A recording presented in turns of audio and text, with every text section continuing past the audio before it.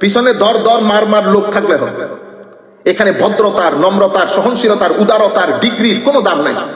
আশপাশে আপনি বলতেছেন, অনেকে বলেন না অমুক আসছে, কোনো পরিবর্তন। আপনি এখানে আমাদের এই সিস্টেমের মধ্যে আপনি বলেন না পরিবর্তন, আপনারা লিখে রাখেন। আমি বলতেছি আপনারা লিখে রাখেন, পরিবর্তন মহাল আছে, অসম্ভব। কে করবে পরিবর্তন? আপনি ফেরেশতা। আপনার ডানে বামে উত্তরে দক্ষিণে পুরা সিস্টেমটাই হচ্ছে করাপ্ট, গন্ধে ভরা। এই করাপ্ট গন্ধে ভরা সিস্টেমের মধ্যে আপনি আতর কত দিবেন? কোন আতরওয়ালারে দিবেন? আপনি কোনো লাভ নাই। জালালউদ্দিন রুমি রহমতুল্লাহ আলাইহি চমৎকার বলেছেন, বেটা হুজুর আমি এত আমল করি, কই আমার তো খুশু খুদু আসে না। এটা কিন্তু খুবই রেলেভেন্ট, আপনারা একটার সাথে একটা খুব দারুণ করে মিলাইতে পারবেন। হুজুর এত নামাজ কালাম করি, কই কোনো খুশু খুদু তো আসে না, 30 বছর 40 বছর। তোমার খুশু খুদু কিসে খেয়ে ফেলছে? কই ইঁদুরে খেয়ে ফেলছে। হুজুর খুশু খুদু ইঁদুরে কেমনে খাইলো? ও বেটা ড্রামের মধ্যে রাখছেন চাউল, ধান, 6-7 মাস পর্যন্ত কোনো খবর নাই। এখন ড্রামের ভিতরে ঢুকছে ইঁদুর ঢুকে বস্তা কেটে দানগুলা চাউলগুলা খেয়ে চুবা রাইখা চলে গেছে আপনার জন্য। আমি এখানে নফসের মধ্যে হিংসা আছে, অহংকার আছে, অশ্লীলতা আছে, সব কিছুর মাধ্যমে আমার আমলগুলাকে আমি জ্বালিয়ে ফেলি, যার কারণে খুশু খুদু আসে না। আপনি রাষ্ট্রের ক্ষেত্রে ডানে থাকান, বামে থাকান, উত্তরে থাকান, পিছনে থাকান, এটা পুরো একটা করাপশনের একটা মানে একটা জায়গা। এখানে কত লেয়ারে করাপশন হয় আপনি কল্পনা করতে পারবেন না। ঠিক আছে, আল্লামা ইকবাল বলেন না, বাতিল কি ইক্তেদার সে তাকওয়া কি আরজু হ্যায়, ক্যা হাসি ফরেব খায়ে হুয়ে হ্যাঁ হাম। তো বাতিলের নেতৃত্বে আপনি তাকওয়ার ইন্তজার করতেছেন, এটা মহাল আছে। এখানে পরিপূর্ণ একটা সংস্কার দরকার ছিল, কেউ সংস্কারটা করতে দিবে না, কেউ সংস্কার করতে দিবে না। সব দলগুলো একসাথে হবে, বাতিল কি ইক্তেদার সব একসাথে হয়ে যাবে, আপনাকে ফাঁসিতে ছড়াবে, দেশ বিরোধী, রাষ্ট্রদ্রোহী ঘোষণা করবে। বুঝতে পেরেছেন? এখানে যদি ফেরেশতা এনে বসাই দেন, 2 বছরের মধ্যে পালাইতে হবে, এখানে থাকতে পারবে না। সিস্টেমটাকে এভাবে আমরা নষ্ট করে ফেলেছি ব্রিটিশ গভর্নমেন্ট যাওয়ার পরে। যে যার মন চাই খেয়েছি। কোনোদিন শুনেছেন, আপনার জীবনে কোনোদিন শুনেছেন এত এত টাকা লুট হয়েছে, এত এত বড় ঘটনা ঘটেছে, কোন ঘটনার কোনো বিচার হইতে? কোন ঘটনার কোনো বিচার নাই। এই যে এতগুলো আর্মি মেরে ফেললো, বুঝতে পেরেছেন? দেখবেন খুব অ্যাক্টিভ দেখবেন, কিন্তু কোনো অজানা কারণে এই বিচারগুলো হবে না। এই কিয়ামত বাদে আমরা জানবো না আসলে নুরুল ইসলাম ফারুকীকে কে মেরেছে। কেউ করবে না এই বিচারগুলা। নুরুল ইসলাম ফারুকীকে জবাইকেই করেছে, এটা আমরা বের করতে পারতেছি না। বুঝতে পেরেছেন? আমি আর সরকারি হত্যাকাণ্ডের ভিতরে যাচ্ছি না। আমাদের বিডিআর তো আমাদের চোখের সামনে, আপনি বলতে গেলে আপনাকে রাষ্ট্র থেকে বের হয়ে যেতে হবে। এগুলা মানে বিচার খেলা হবে। আমি মাঝে মধ্যে চিন্তা করি, ঠাড়া পড়ে না কোন এই সমস্ত এই ধরনের মানে মুনাফিকদের উপরে। এই কারণে আমরা তো মুনাফিককে শুধু এক জায়গায় নিয়ে যাই, মুনাফিক সর্ব জায়গার মধ্যে। এই কারণে সূরা বাকারার শুরুতে আল্লাহ কয়েক আয়াতে মুমিন, এক আয়াতে কাফের, 8 আয়াতে মুনাফিকের বর্ণনা দিয়েছেন। সেই মুনাফিক রাষ্ট্রীয় ক্ষেত্রে হতে পারে, সোশ্যাল ক্ষেত্রে হতে পারে, সোশ্য পলিটিক্যাল ক্ষেত্রে হতে পারে, ফাইন্যান্সিয়াল ক্ষেত্রে হতে পারে, আকীদার ক্ষেত্রে হতে পারে। আউযু বিল্লাহি মিনাশ শাইতানির রাজীম, বিসমিল্লাহির রহমানির রহিম। আলহামদুলিল্লাহ ওয়াস সালাতু ওয়াস সালামু আলা রাসূলিল্লাহ ওয়া আলা আলিহি ওয়া সাহবিহি ওয়া মান ওয়ালা, আম্মা বা'দ। আল্লাহুম্মা সাল্লি আলা সাইয়্যিদিনা মুহাম্মাদিন ওয়া আলা আলি সাইয়্যিদিনা মুহাম্মাদিন ওয়া বারিক সাল্লিম। আল্লাহুম্মা সাল্লি আলা সাইয়্যিদিনা মুহাম্মাদিন ওয়া আলা আলি সাইয়্যিদিনা মুহাম্মাদিন ওয়া বারিক সাল্লিম। দূরের কাছের যারা যেখান থেকে আমাদের আজকের এই খুবই গুরুত্বপূর্ণ মজলিসে যুক্ত হয়েছেন, আমরা সকলের প্রতি আন্তরিক মুবারকবাদ, ধন্যবাদ এবং সশ্রদ্ধ সালাম জ্ঞাপন করছি। আসসালামু আলাইকুম ওয়া রাহমাতুল্লাহি তাআলা ওয়া বারাকাতুহু। যে বিষয়টা নিয়ে আমরা আজকে আলাপ করার জন্য আমরা মোটামুটি সিদ্ধান্ত নিয়েছি, আপনারা অনেক প্রশ্ন করেছেন, আমি কিছু প্রশ্ন শুনেছি আপনাদের। আমরা চেষ্টা করব বিষয়গুলা, আমি চাচ্ছিলাম আজকে শেষ করে দিতে। আল্লাহ যদি তৌফিক দান করেন আমরা এটা চালিয়ে যাব। আমাদের বই আমরা যে বিষয়গুলো অ্যাড করেছি আল্লাহ পাক যদি তৌফিক দান করেন, বইয়ের মধ্যে সব বিষয়গুলা ক্লিয়ারলি ক্যাটাগরিক্যালি থাকবে। আমাদের এই বিষয়গুলোর মধ্যে গবেষণা কম হয়েছে আমাদের পক্ষ থেকে। আবার বলি, আমাদের এই বিষয়গুলোতে আমাদের পক্ষ থেকে গবেষণা কম হয়েছে। আর আমাদের এই টোটাল বিষয়গুলা নিয়ে ইসলামী রাষ্ট্র ব্যবস্থা, এটা যেহেতু পৃথিবীতে 1200 বছর পর্যন্ত কায়েম ছিল, এর পরবর্তীতে ওয়েস্টার্নাইজেশন হয়েছে, সেকুলারাইজেশন হয়েছে, তো সর্বোপরি এটা নিয়ে আমাদের মাধ্যমে রং প্রেজেন্টেশন হয়েছে অনেক বেশি। আমরা যখনই ইসলামী রাষ্ট্র ব্যবস্থার কথা বলতে যাই, তখনই দেখা যায় হাত কাটা, তারপরে এই সমস্ত বিষয়গুলো চলে আসে। এরপরে এক ভাই জিজ্ঞেস করেছিল যে নন মুসলিমরা জিজিয়া দেবে কিনা। আমি হাসানদেরকেও বলে রাখি, আমি জাস্ট একটা দিচ্ছি আর কি, হিন্টস দিচ্ছি, যাতে হাসানরা, আমাদের তানবীর, তারপরে কুতুবী, আমাদের অরিজিনাল যে দর্শের যারা উলামায়ে কেরাম আছেন এখানে, মৌলানা হাসান সাহেবও আছেন, আমাদের অসংখ্য উলামায়ে কেরাম এখানে আছেন যারা বিভিন্ন মাদ্রাসায় মাশাআল্লাহ পড়ান। আসলে কি জিজিয়া নিয়ে ওই একটা অসম্ভব মিসআন্ডারস্ট্যান্ডিং, এবং আমি কিছুদিন আগেও একটা ইন্টারভিউ দেখছিলাম, আমাদের একজন আলেম, বাংলাদেশের একজন আলেম একটা বড় টিভি চ্যানেলে বড় সাংবাদিককে ইন্টারভিউ দিচ্ছেন, উনিও একই প্রশ্ন করেছেন। তো জিজিয়া নিয়ে আমরা কনফিউজড হয়ে যাই, বুঝতে পেরেছেন? আমি জাস্ট একটা হিন্টস দিয়ে যাচ্ছি, আমরা পরবর্তীতে আলাপ করবো এগুলা বিস্তারিত। হাসানদেরও জানা দরকার, বোঝা দরকার যে পৃথিবী পরিবর্তন হয়েছে। আমাদের এখন নন মুসলিম যারা আমাদের স্টেটে থাকেন, ঠিক আছে, যদিও বলতেছি নন মুসলিম আমাদের স্টেটে থাকেন, আসলে ঘটনা সেরকম না। আমরা সবাই মিলে এক স্টেটে থাকি এবং আমরা সবাই মিলে একটা মুআহাদার মধ্যে, প্যাক্টের মধ্যে সিগনেচার করেছি। সুতরাং ওনারাও যেহেতু সিগনেচার করেছেন, ওনারা আমাদের সাথে একটা চুক্তির মধ্যে, কভেনেন্টের মধ্যে আবদ্ধ। তো যখন কোন রাষ্ট্রে কেউ চুক্তির মধ্যে আবদ্ধ হয়ে থাকে, তাদের সাথে ইসলামী রাষ্ট্র কি বিহেভ করবে সেটা আমার নবী ক্যাটাগরিক্যালি বলে গেছেন। এবং আমি শুধু একটা হাদিস আপনাদেরকে পড়ে শোনাই, আমার নবী এরশাদ, যদি এটা আমাদের বিষয় না, আমি জাস্ট একটা হিন্টস দিয়ে যাচ্ছি হাসানদের চিন্তার ধার খোলার জন্য, ওরা যদি কোনো ধরনের প্রশ্নের সম্মুখীন হয়ে যাতে তাদের কনসেপচুয়াল ক্লারিটি থাকে।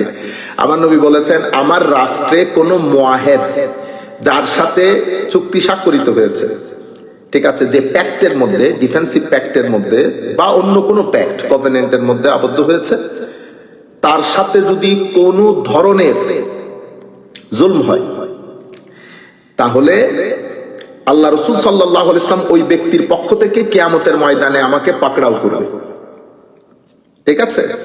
তো আর জিজিয়ার যেই স্পেসিফিক পয়েন্টে এসেছে, সেটা আপনারা সূরা তওবা ভালো করে পড়বেন। সূরা তওবা হচ্ছে স্পেসিফিক একটা কনটেক্সট। আমার নবী সাল্লাল্লাহু আলাইহি ওয়াসাল্লাম দ্বীন প্রচার করেছেন, আমার নবী সমস্ত দলিল আদিল্লা দিয়ে এটাকে বলে ইতমামে হুজ্জত কায়েম করেছেন। এরপরে যারা আমার নবী সাল্লাল্লাহু আলাইহি ওয়াসাল্লামের আনিত বিধান নিয়ে বিভিন্ন ধরনের প্রপাগান্ডা করেছেন, আমার নবীকে কষ্ট দিয়েছেন বা যা কিছু করেছেন, অতঃপর আল্লাহর আযাব নাজিল হয়ে এসেছে। আল্লাহর আযাবটা বদরের যুদ্ধের আকৃতিতে, উহুদের যুদ্ধের আকৃতিতে, এটা আল্লাহর সুন্নত।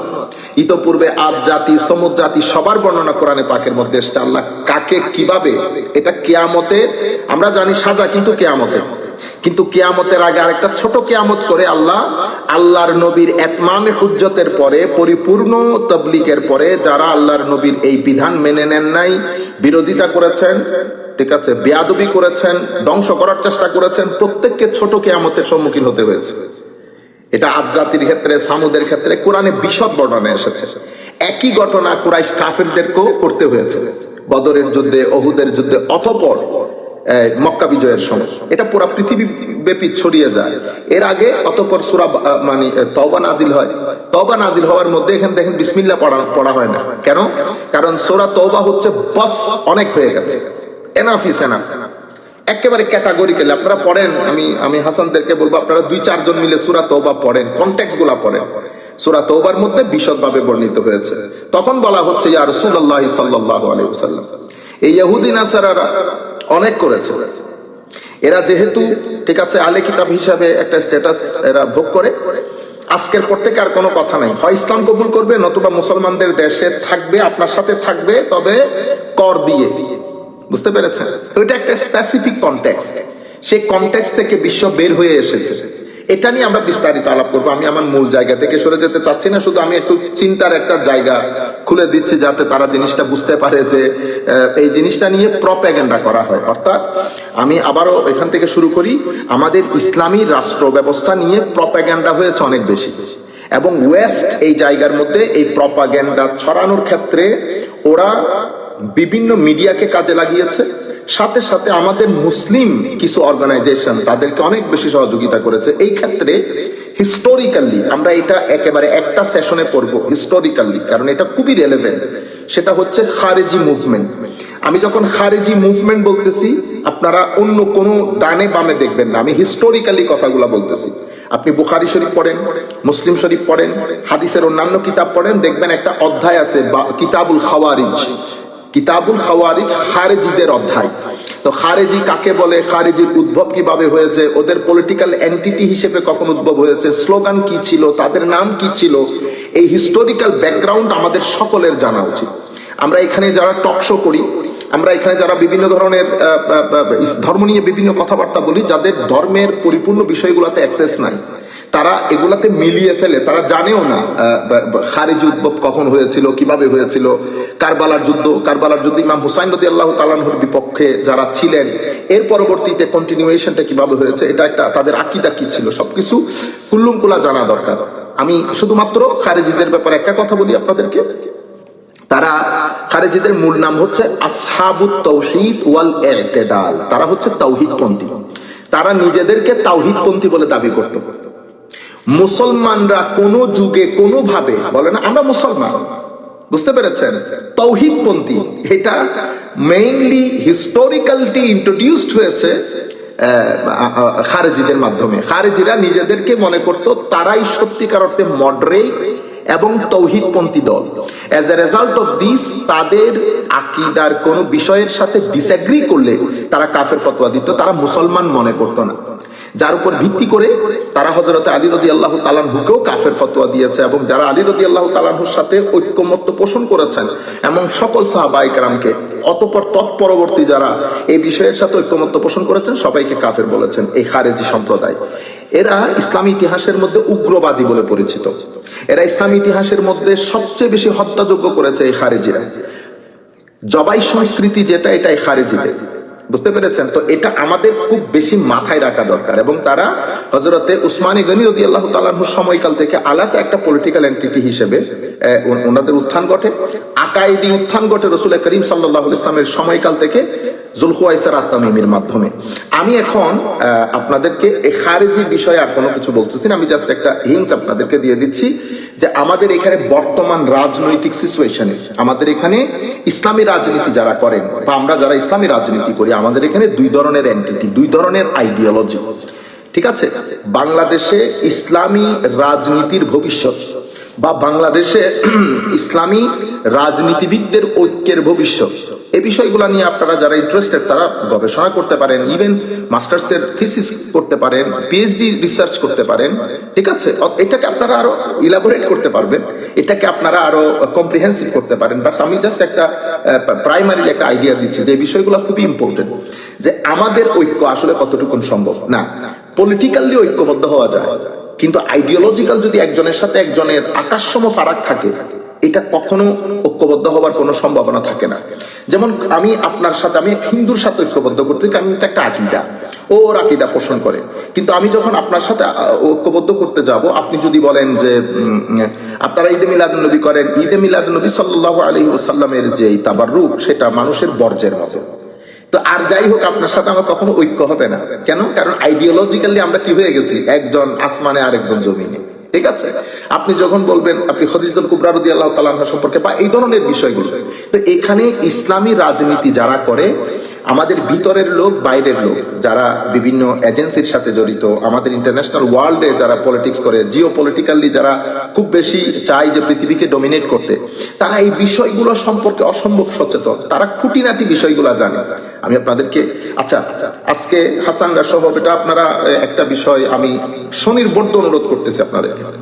আমরা এখানে 2-2.5 ঘন্টার একটা আলোচনা রাখি, আপনারা মাঝখান থেকে কেটে কেটে আপনাদের মতো করে, আমাদের কিছু কথা ধরেন বিএনপির সমালোচনা হয়, কিছু কথা আওয়ামী লীগের সমালোচনা হয়, কিছু কথা অন্যান্য দলের সমালোচনা হয়, যিনি যেটা প্রেফার করেন উনি ওইটাকে কেটে এমন ভাবে করেন যেন আমি ওইটাই বলেছি।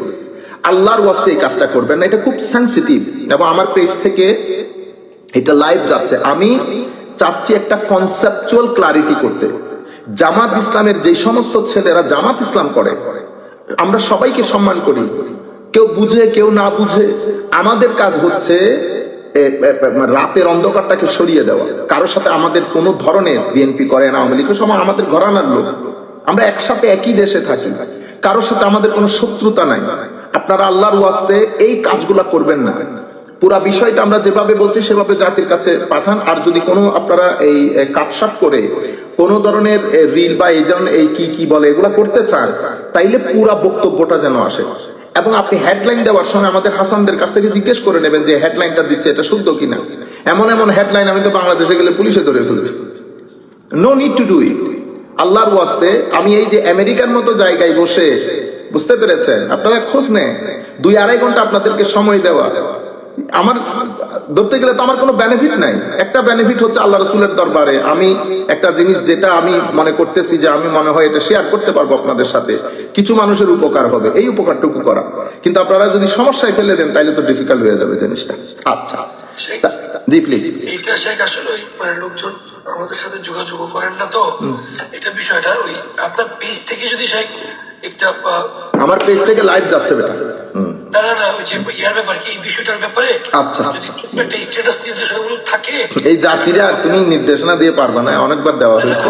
আপনি বললে অনেক সময় ব্যাপারটা কি যাই হোক, আল্লাহ মেহেরবানি। বললে ওরা ব্যাপারটা শুনতে চায় না। যাই হোক, আমি যেটা বলে দিছি আপনাদেরকে যা বলার, এরপরে আপনারা আপনাদের মতো করে সিদ্ধান্ত নেবেন। আচ্ছা, সময় যেহেতু কম, বাংলাদেশ অনেক রাত হয়ে গেছে, তাহলে এখানে ইন্টারন্যাশনাল ওয়ার্ল্ড আমাদের বিষয়গুলো খুব ভালো করে জানে না। আমরা কে কোন আকীদায় বিশ্বাসী, আমাদের মুসলমানদের মধ্যে, আমাদের উলামায়ে কেরামের মধ্যে কোন ধরনের ঐক্য আদৌ সম্ভব কিনা ওনারা খুব ভালো করে জানেন। আমাদের মধ্যে যে আইডিওলজিক্যালি আসমান জমিনের ফারাক ওনারা খুব ভালো করে জানেন। ওনারা কি করেন, মাঝে মধ্যে ওখানে তেল ঢালেন। তেল ঢেলে আমাদের দুই পক্ষে, আমাদের কিছু লোক আছে যারা মাঠ পর্যায়ে কাজ করে, বুঝতে পেরেছেন, তারা বুঝে হোক না বুঝে হোক, তারা জানেও না কি পরিমাণ ক্ষতি করে দিচ্ছে তারা মুসলমান এবং ইসলামের। যেমন আপনি বক্তব্যের মধ্যে যখন ফতোয়া দিবেন, রেগে যাবেন, তাকে খুন করা উচিত, মারা উচিত, ইন্টারন্যাশনাল ওয়ার্ল্ড যারা বাইরে এই এজেন্সি এগুলা কাজ করে তারা বসে তালি মারে। কারণ আপনি তো বুঝতেছেন না, আপনি হয়তো নিজের নফসকে খুশি করেছেন, অথবা আপনি একটা 10টা-12টা তালি পেয়েছেন, আপনার আশেপাশে বসা মাহফিলের মধ্যে লাখ মানুষ নারাই তাকবীর দিয়েছে, আপনি খুশি হয়ে চলে এসেছেন। আপনি কিন্তু দিনের 12টা বাজিয়ে দিয়েছেন। কেন? কারণ আপনি যেই কাজ রিসার্চ বোর্ডে টেবিলে করার কথা সেটা আপনি রাস্তায় করে ফেলেছেন। যদি আপনি টেবিলের কাজ রাস্তায় করেন তাহলে তো কোনো না কোনো একটা রিয়াকশন হবে। সেই রিয়াকশন কি? সেই রিয়াকশন হচ্ছে আমাদের মধ্যে পরিস্থিতি জটিল থেকে জটিলতর হচ্ছে, আমাদের ঘৃণা বাড়তে বাড়তে চরম পর্যায়ে পৌঁছে যাচ্ছে, আমরা একজনের সাথে আরেকজন অনেক দূরে চলে যাচ্ছে এই সমস্ত কর্মকাণ্ডের কারণে। এর পরবর্তীতে আমরা যেমন এখন এই আমাদের যারা আমরা ইসলামী দল করি, বুঝতে পেরেছেন, ইসলামী দল করার আমাদের মধ্যে আমরা অনেক সেকুলার দলগুলা, ইভেন বিএনপি আওয়ামী লীগ পর্যন্ত ঐক্যবদ্ধ হয়, কিন্তু আমাদের মধ্যে আমরা দরকার হলে হিন্দু বাড়িতে গিয়ে হিন্দুদের সাথে ঐক্য করব। কিন্তু মুসলমানদের এই এরিয়ার মধ্যে বা ইসলামী দলগুলোর মধ্যে আমরা এখানে দুইটা মেইন আইডিওলজি মাথায় রাখবেন, দুইটা মেইন আইডিওলজি। একটা হচ্ছে আহলুস সুন্নাহ ওয়াল জামাত সুফিবাদী আইডিওলজি, যারা রসুল পাকের ইশক মহব্বত তাজিম, আপনি যদি বলেন না না আমি আপনার চেয়ে বেশি মহব্বত করি, আপনি করতে পারেন। বেশি মহব্বত করে এটা আসলে দাবি করার বিষয় না, সেটা আপনার ল্যাঙ্গুয়েজ বলে দেবে আপনি আসলে কতটুকু মহব্বত করেন। আপনি আপনার লাস্ট 10 ইয়ার্স এর মাহফিলগুলার আপনি ভাষাগুলা চেক করে দেখেন, আপনি আল্লাহ রসুলের শানে কথা কিভাবে বলেছেন। পায়ে টেনে হেঁচড়িয়ে মসজিদে নিয়ে গেছেন, যে আমি কোনোদিন এই কথা বলবো না যে আমার রসুল 2 জনের কাঁধে ভর করেছেন, টেনে টেনে হেঁচড়াইয়া আল্লাহ রসুলকে মসজিদে নাও, এটা আমি কোনোদিন বলবেন না। আপনি বলতে পেরেছেন কারণ আপনি যেই জায়গা থেকে লেখাপড়া করে এসেছেন সেই জায়গাগুলাতে এই খারিজি আইডিওলজি, যেটা মানে অ্যাগ্রেসিভ আইডিওলজি, আল্লাহ রসুলের সম্মান, আহলে বাইত রাসূলের সম্মান, আউলিয়া ইকরামের নিসবত, এই বিষয়গুলোকে আন্ডারমাইন করা হয়, মিনিমাইজ করা হয়, আন্ডার এস্টিমেট করা হয়, অ্যাভয়েড করা হয়। এগুলা করতে করতে আপনার এই আমাদের এই ইসলামী দলগুলোর মধ্যে আইডিওলজিক্যালি অনেক বেশি ফারাক। আচ্ছা, এখানে আরেকটা ঘটনা ঘটেছে। আমাদের গত 100 বছরে আমাদের যে সুফিবাদী অর্গানাইজেশন, ওনারা কি করেছেন, ওনারা যখন দেখেছেন এই রাজনীতিগুলোর মধ্যে ফিতনা বেশি হয়, এখানে মুনাফিকি বেশি হয়, এখানে সকালের কথা রাতে পরিবর্তন হয়, রাতের কথা সকালে পরিবর্তন হয়। আপনি আবুল আলাম মওদুদী সাহেব ডেমোক্রেসি, অতঃপর থিও ডেমোক্রেসি, অতঃপর মহিলাদের অবস্থান কি হবে, না মহিলাদের অবস্থান প্রথমে না, অতঃপর হ্যাঁ, এর পরবর্তীতে ইন্টারন্যাশনাল ওয়ার্ল্ডের সাথে আপনার সম্পর্ক কি হবে। আপনি এই সমস্ত বিষয়গুলো যদি মৌলানা আবুল আলাম মওদুদী সাহেবকে ভালো করে পড়তে চান, মৌলানা আবুল আলাম মওদুদী সাহেবের বইও আছে, সাথে ডক্টর এসরার সাহেব এই কথাগুলো খুব বলে দিতেন। এবং ডক্টর এসরার সাহেবের সাথে মৌলানা আবুল আলাম মওদুদীর, এটা ওনারা একেবারে একই সাথে রাজনীতি করতেন। ডক্টর এসরার কি বলে একজন কর্মী হিসেবে, কিন্তু পরবর্তীতে উনি সরে গেছেন। তো ওনাকে আপনি, উনি এভাবে বলেছেন এবং লিখেছেন যে ইন্টারন্যাশনাল ওয়ার্ল্ডের সাথে, শোনা, ইসলামিক ইন্টারন্যাশনাল ওয়ার্ল্ডের সাথে আমাদের কি সম্পর্ক, আমরা খেলাফত প্রতিষ্ঠা করে বলবো আসলিম তাসলিম, ইসলাম গ্রহণ করো অথবা রেডি থাকো। এই কথাগুলা বলে আপনি পুরা দ্বীনের বরবাদি ডেকে এনেছেন। তখন এখানে ডেভেলপমেন্ট এসেছে। মৌলানা আবুল আলাম মওদুদী সাহেব প্রথম ডেমোক্রেসি নাই, অতঃপর থিও ডেমোক্রেসি, মহিলাদের কোনো স্পেস নাই, অতঃপর আছে। আমি কিছুদিন আগে এসরার সাহেবের বক্তব্য শুনতে গিয়ে দেখলাম যে মহিলাদের স্ট্যাটাস কি হবে, না মহিলারা আসলে রাজনৈতিক ভাবে আসতে পারবেন না, তবে ওনারা সব ধরনের কাজ, মানে উনি নিজেই কনফিউজ আসলে কোন জায়গায় রাখবেন, বুঝতে পেরেছেন। যাই হোক, আমি ওই জায়গায় না যাই। তাইলে ইসলামী দলগুলোর মধ্যে মেইনলি দুইটা। এখন সেই জায়গার মধ্যে আপনি 3টা ধরতে পারেন, কিন্তু 3টা ধরলেও যদি সংখ্যায় বেড়ে যাচ্ছে, বাট আপনি মেইনলি 2টা ধরেন। আগে সেটা 3টা ছিল, এখন 2টা। এখন হচ্ছে যারা সুফিবাদী আকীদায় বিশ্বাসী তারা এক ধরনের এক লাইন, আর যারা এটার বিরুদ্ধে আছে আরেক লাইন, এরপর একটা সেকুলার লাইন। এই 3 লাইন মিলে বাংলাদেশের রাজনীতি, বুঝতে পেরেছেন। তো এখানে আমি আর বাংলাদেশের প্রেক্ষাপট বর্ণনা না করে আমরা মূল বর্ণনায় চলে যাই।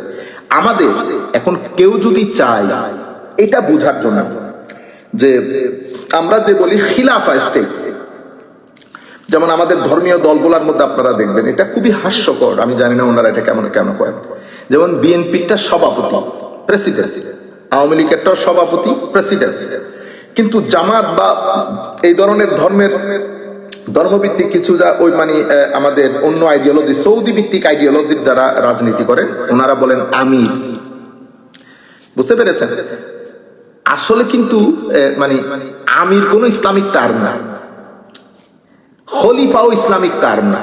আমি কিন্তু উইদাউট এনি হেজিটেশন ক্যাটাগরিক্যালি বলছি, খলিফা কোন টার্ম না, মানে এস্তেলা না। আমাদের ধর্মের মধ্যে সালাত ইস্তেলা, সৌম ইস্তেলা, হজ ইস্তেলা, যাকাত ইস্তেলা। কিন্তু আমাদের গত মানে একেবারে 200-300 বছর ধরে ইমপ্রেশন এটা আসতেছে খিলাফা স্টেট, মানে আমরা খেলাফত প্রতিষ্ঠা করব। দেখেন, খিলাফত সবকিছু ঠিক আছে, অবশ্যই প্রতিষ্ঠা করব, কিন্তু আমি এটা আপনারা প্রথমে একটা আপনাদের চিন্তার জায়গার মধ্যে আপনারা একটা বাড়ি মারেন যে খিলাফা শরীয়তের কোনো পরিভাষা না, এটা একটা তাবির, এটা একটা ইন্টারপ্রিটেশন। খলিফাকে যিনি পরবর্তীতে এসে প্রথম জনের দায়িত্ব গ্রহণ করে, যিনি পরবর্তীতে আসেন, এই জন্য আমাদের পিঠকে খলফ বলা হয়, আমাদের পিঠকে যে রিপ্লেসড যিনি হন। আচ্ছা, শরীয়তের পরিভাষা না কেন বলতেছি, মনে রাখবেন শরীয়তের পরিভাষা হওয়ার জন্য শরীয়ত বেত্তা আল্লাহ এবং রাসূল সাল্লাল্লাহু আলাইহি ওয়াসাল্লাম যদি কোনো কিছুকে পরিভাষা হিসেবে ইস্তেমাল করে, আপনি এই খেলাফা শব্দটা কোরআনে পাকের বিভিন্ন জায়গায় বিভিন্ন ভাবে এসেছে, ডেরাইভেটিভটা কোন জায়গায় রিপ্রেজেন্টেটিভের অর্থ এসেছে, হ্যাঁ, কোন জায়গায় সাকসেশনের অর্থ এসেছে, পরবর্তীতে আসা, ঠিক আছে, কোন জায়গায় প্রতিনিধি হিসেবে এসেছে। আমরা যখন সফরে যাই আল্লাহকে খলিফা নিযুক্ত করে যায় আমাদের ঘরে, কারণ আল্লাহ রাব্বুল আলামিন আমাদের প্রতিনিধি হিসেবে, আল্লাহ আমাদের এই ঘরকে রক্ষণাবেক্ষণ করেন আমাদের মালিক ও মাওলা হিসেবে।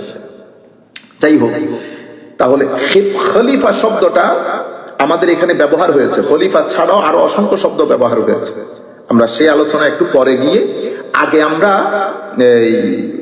আচ্ছা যেটা বলতে চাচ্ছি, কোনো কিছু পরিভাষা হওয়ার জন্য কোরআন সুন্নাহ সেটাকে পরিভাষা হিসেবে ব্যবহার করতে হবে। কোরআন সুন্নাহ বাদে আমরা এমনিতে ফিকহি পরিভাষা হয়, কিন্তু শরীয়তের দৃষ্টিতে ইসলামী পরিভাষা বলতে যেটা বোঝায় সেটা আল্লাহ এবং রাসূল সাল্লাল্লাহু আলাইহি ওয়াসাল্লাম নির্ধারণ করেন। তবু আমাদের এখানে এই বিষয়টা, এই শব্দটাই বেশি প্রচলিত, ঠিক আছে, কিন্তু এইটা আপনি যে কোনো নাম এটাকে দিতে পারেন। নামের মধ্যে আপনি যে কোনো নাম দেওয়াতে এটা গায়রে শরঈ হয়ে যায়, অথবা নাম দেওয়ার কারণে শরঈ হয়ে যায়। আপনি আমির বলাতে এটা শরঈ হয়ে যায় না। আরবি শব্দ ব্যবহার কেন ব্যবহার করেছেন আল্লাহ পাক জানেন, কোন নিয়তে ব্যবহার করেছেন। ইজিলি যদি মডার্ন ওয়ার্ল্ডের মধ্যে, যেহেতু আধুনিক আমরা সমাজে বসবাস করি, আমি তো আলুকে আলুই বলতেছি। হাসান যদি বাতাতিস বলে সেটা হাসানের বিষয়, হাসান কেন বাতাতিস বলবে গড নোস। আলু কিন্তু আলুই, ঠিক আছে। আমি কিন্তু গোশতের দোকানে গিয়ে গোশতই বলি, লাহাম বলি না। আমাদের সৌদি আরবে থেকে এসে কেউ যদি লাহাম বলে, বলতে পারে। মুরগির ক্ষেত্রে মুরগি বলি, দাজা বলি না, বা দাগাগা বলি না মিশরীদের মতো। তো আমি যেহেতু এগুলা বাংলাতে বলতেছি, ওইটাও বাংলাতে বলতে পারি, বুঝতে পেরেছেন। আমি মেম্বার বলতে পারি, সদস্য বলতে পারি। রুকন বলার আমি জানি না এটা টেকনিক্যালিটি কোন জায়গায় গিয়ে দাঁড়িয়েছে। যেমন জামাত ইসলাম ওনারা বলেন জামাতের রুকন, বুঝতে পেরেছেন। তো রুকন যিনি সদস্য তিনি, আপনি আরব বিশ্বে গেলে ইনাব বলবেন, বাংলাদেশে আসলে আঙ্গুর বলবেন, ইংলিশ দেশে গেলে গ্রেপ বলবেন। যাহা গ্রেপ তাহা আঙ্গুর তাহা ইনাব। কিন্তু আমি এই শব্দগুলা বা এইভাবে অ্যারাবিক টার্ম ব্যবহার করার ফজিলত কি সেটা আমার জানা নাই, আল্লাহ মেহেরবানি করুন। আচ্ছা, এখন ইসলামী রাষ্ট্রের, আপনি কখন একটা রাষ্ট্রকে ইসলামী রাষ্ট্র বলতে পারবেন, এখান থেকে আমাদের মূল বক্তব্য শুরু। কখন একটা রাষ্ট্রকে ইসলামী রাষ্ট্র বলবেন, এখানে এই বিষয়গুলো ইখতিসারান মানে ব্রিফলি এগ্রিড আপন, এখানে এগুলা নিয়ে কোনো কি নাই, দ্বিমত নাই। আচ্ছা, ইসলামী রাষ্ট্র ইসলামী হওয়ার জন্য প্রথম প্রিন্সিপাল হচ্ছে, আমরা যেমন আকীদার ক্ষেত্রে আল্লাহ এবং রসুলকে মেনে নিয়েছি, ঠিক সেভাবে আমাদের জীবনের সামাজিক, রাজনৈতিক, অর্থনৈতিক প্রত্যেক জায়গায় আল্লাহ এবং রসুল সাল্লাল্লাহু আলাইহি ওয়াসাল্লামের আনকন্ডিশনাল ইতাআত, যেটাকে অনেক উলামায়ে কেরাম বলেছেন সোভরেনিটি, ঠিক আছে, সোভরেনিটি মেনে নেয়। তাইলে ইসলামী রাষ্ট্রের প্রথম আসলুম মিনাল উসুল, প্রথম প্রিন্সিপাল হচ্ছে এমন রাষ্ট্র যেই রাষ্ট্রের মানুষ তাদের সামগ্রিক কর্মকাণ্ডের ক্ষেত্রে, সামগ্রিক সামাজিক, রাজনৈতিক, অর্থনৈতিক, ব্যক্তিগত সবকিছুর ক্ষেত্রে আল্লাহ এবং রসুলকে সুপ্রিম পাওয়ার, সুপ্রিম অথরিটি হিসেবে মেনে নিবে, তথা ওই রাষ্ট্রের সার্বভৌমত্বের অধিকারী হিসেবে মেনে নিবে, ঠিক আছে, সেটা ইসলামী রাষ্ট্র। প্রথম উসুল কোরআনে পাকে আল্লাহ ইরশাদ করেছেন, ইয়া আইয়ুহাল্লাযীনা আমানু আতিউল্লাহ ওয়া আতিউর রাসূলা ওয়া উলিল আমরি মিনকুম। এই হচ্ছে আয়াত, হে মুমিনগণ তোমরা আল্লাহর আনুগত্য, রাসূল পাকের আনুগত্য, অতঃপর তোমাদের শাসক গোষ্ঠীর আনুগত্য করো, ঠিক আছে। দ্বিতীয় যে প্রিন্সিপাল সেটা হচ্ছে ইসলামী রাষ্ট্র কোনো পাপাই রাষ্ট্র না। জিল্লে ইলাহি বলে না, জিল্লে ইলাহি, এখানে কোনো জিল্লে ইলাহি নেই, বুঝতে পেরেছেন। ইসলামী রাষ্ট্র বেসিক্যালি, আমি যদি ব্রডার পার্সপেক্টিভে বলি, একটা ডেমোক্রেটিক রাষ্ট্র। ভিত্তি হচ্ছে ওয়া আমরুহুম শুরা বাইনাহুম, ওয়া আমরুহুম শুরা বাইনাহুম, তাদের যাবতীয় অ্যাফেয়ার্স তারা কি করবে, কনসালটেশনের মাধ্যমে তারা সুরাহা করবে। তাহলে ইসলামী রাষ্ট্র ব্যবস্থার দ্বিতীয় উসুল হচ্ছে ওয়া আমরুহুম শুরা বাইনাহুম, মানে এটা কোনো জিল্লে ইলাহি রাষ্ট্র না, পাপাই রাষ্ট্র না, একনায়কতন্ত্র না, টোটালিটারিয়ান রাষ্ট্র না, অথরিটারিয়ান রাষ্ট্র না, ডিক্টেটোরিয়াল রাষ্ট্র না, থিওক্রেটিক রাষ্ট্র না, অটোক্রেটিক রাষ্ট্র না। তাহলে এটা কোন ধরনের রাষ্ট্র? এটা হচ্ছে ডেমোক্রেটিক রাষ্ট্র। এখন আপনি লাভ দিয়ে উঠে যদি বলেন হুজুর ডেমোক্রেসি ইসলামের সম্পূর্ণরূপে হারাম, আমার ভাই আমি এই জন্য বলেছি ব্রডার পার্সপেক্টিভ। আপনি ওয়েস্টার্ন ডেমোক্রেসির ভিতরে এখন না ঢুকে, ডেমোক্রেসি বলতে এমন রাষ্ট্র যে রাষ্ট্রে সকল জনগণের সমান অধিকার থাকে, কথা বলার অধিকার থাকে, এটা ব্রডার পার্সপেক্টিভ। এখানে আমি যখন রাষ্ট্র কয় প্রকার সেটা বলবো, তাইলে এটা আপনার কাছে ক্লিয়ার হয়ে যাবে, ঠিক আছে। আর যদি কেউ আপনাদেরকে এক কথাই বলে না গণতন্ত্র ইসলামে হারাম, তা আপনি বলবেন হুজুর শরীয়তের মধ্যে হারাম হওয়ার জন্য প্যারামিটার কি, সেই প্যারামিটারের আলোকে গণতন্ত্র কি, কেন এবং কি কারণে হারাম, সুন্দর করে বক্তব্য দেন। আপনি মাহফিলের মধ্যে একটা চিল্লানি মারছেন, গণতন্ত্র হারাম বলে চলে গেছেন, তো কিসের আপনি হারাম করবেন? হারাম একটা জিনিস তখন হয় যখন আল্লাহ এবং রসুল হারাম করেন, ঠিক আছে। কিন্তু আমরা পরবর্তীতে আবার আপনারা কেটে আবার এটা লাগাই দিয়েন না হুজুর গণতন্ত্রকে জায়েজ বলেছেন, না না, ওয়েস্টার্ন ডেমোক্রেসি পরিপূর্ণরূপে ইসলাম গ্রহণও করে না, ওয়েস্টার্ন ডেমোক্রেসিকে পরিপূর্ণরূপে ইসলাম রিজেক্টও করে না, কিছু গ্রহণ করে, কিছু বর্জন করে।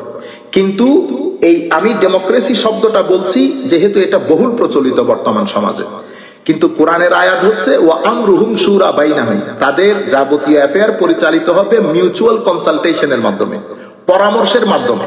কোন এক নায়কের এক নায়কতন্ত্রের মাধ্যমে না, কোন স্বৈরাচারের স্বৈরাচারী শাসনের মাধ্যমে না, কোন ডিকটেটরের ডিকটেটোরিয়াল রুলের মাধ্যমে না। এটা পরিচালিত হবে ওয়া আমরুহুম শুরা বাইনাহুম, এটা দ্বিতীয় উসুল। প্রথমটা সভারেন্টি, আল্লাহ এবং রাসূলের সার্বভৌমত্ব।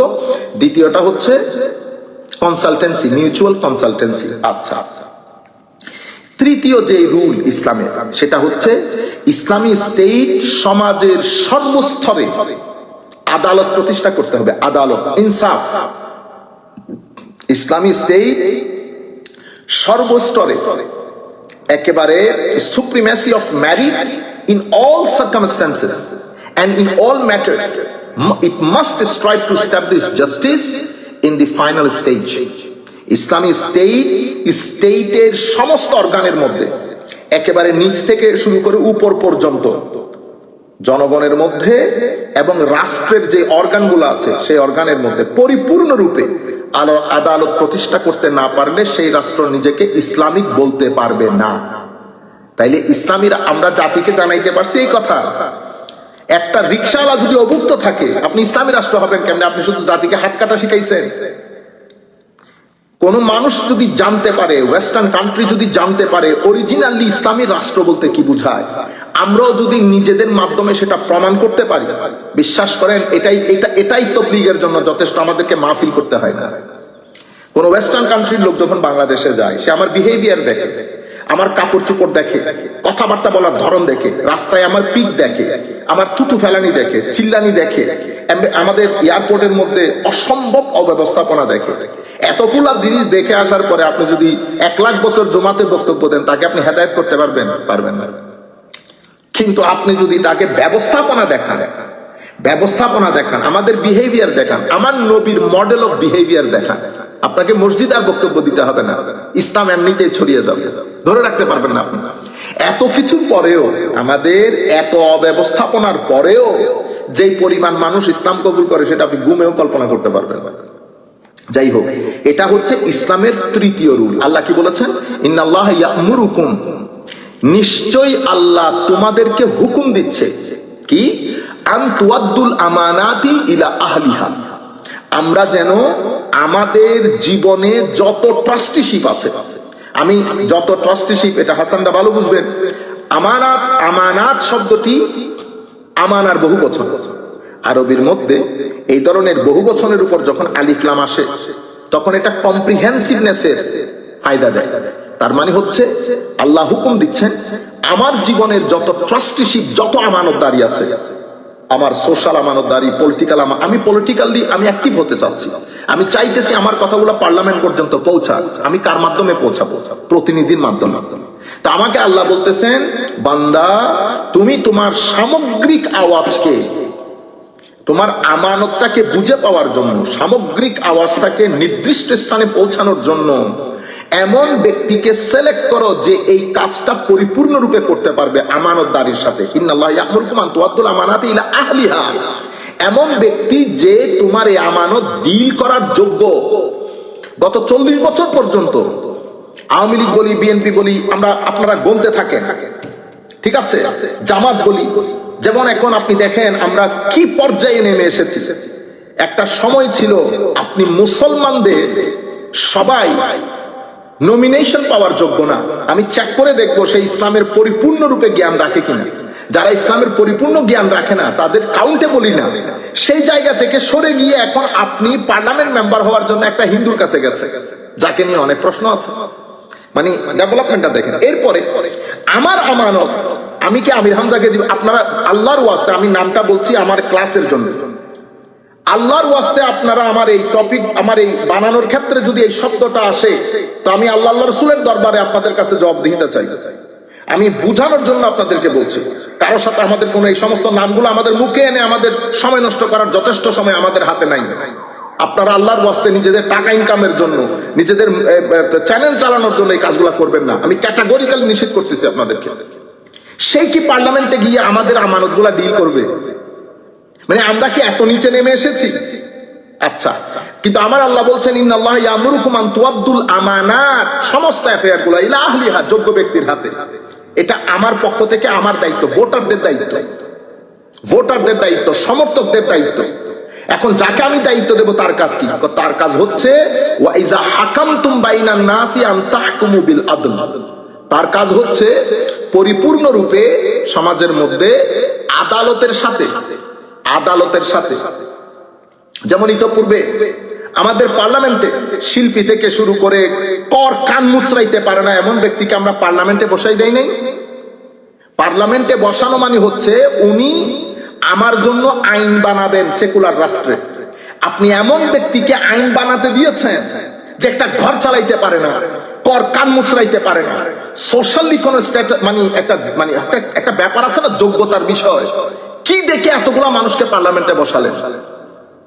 সকল ভাইকে বলতেছি, সকল দলকে, কারণ আমাদের এখানে এটা যেহেতু ওই যে আমি গতবারও বলেছি ইন্ডেক্স অফ ডেমোক্রেসির মধ্যে আমাদেরটা যেহেতু ফুল ডেমোক্রেসি না, ডিফেক্টিভ ডেমোক্রেসি না, আমাদেরটা হচ্ছে হাইব্রিড রেজিম। হাইব্রিড রেজিম মানে এখানে কোর্ট চলে সরকারের ইশারায়, থানা চলে সরকারের ইশারায়, আইন চলে সরকারের ইশারায়।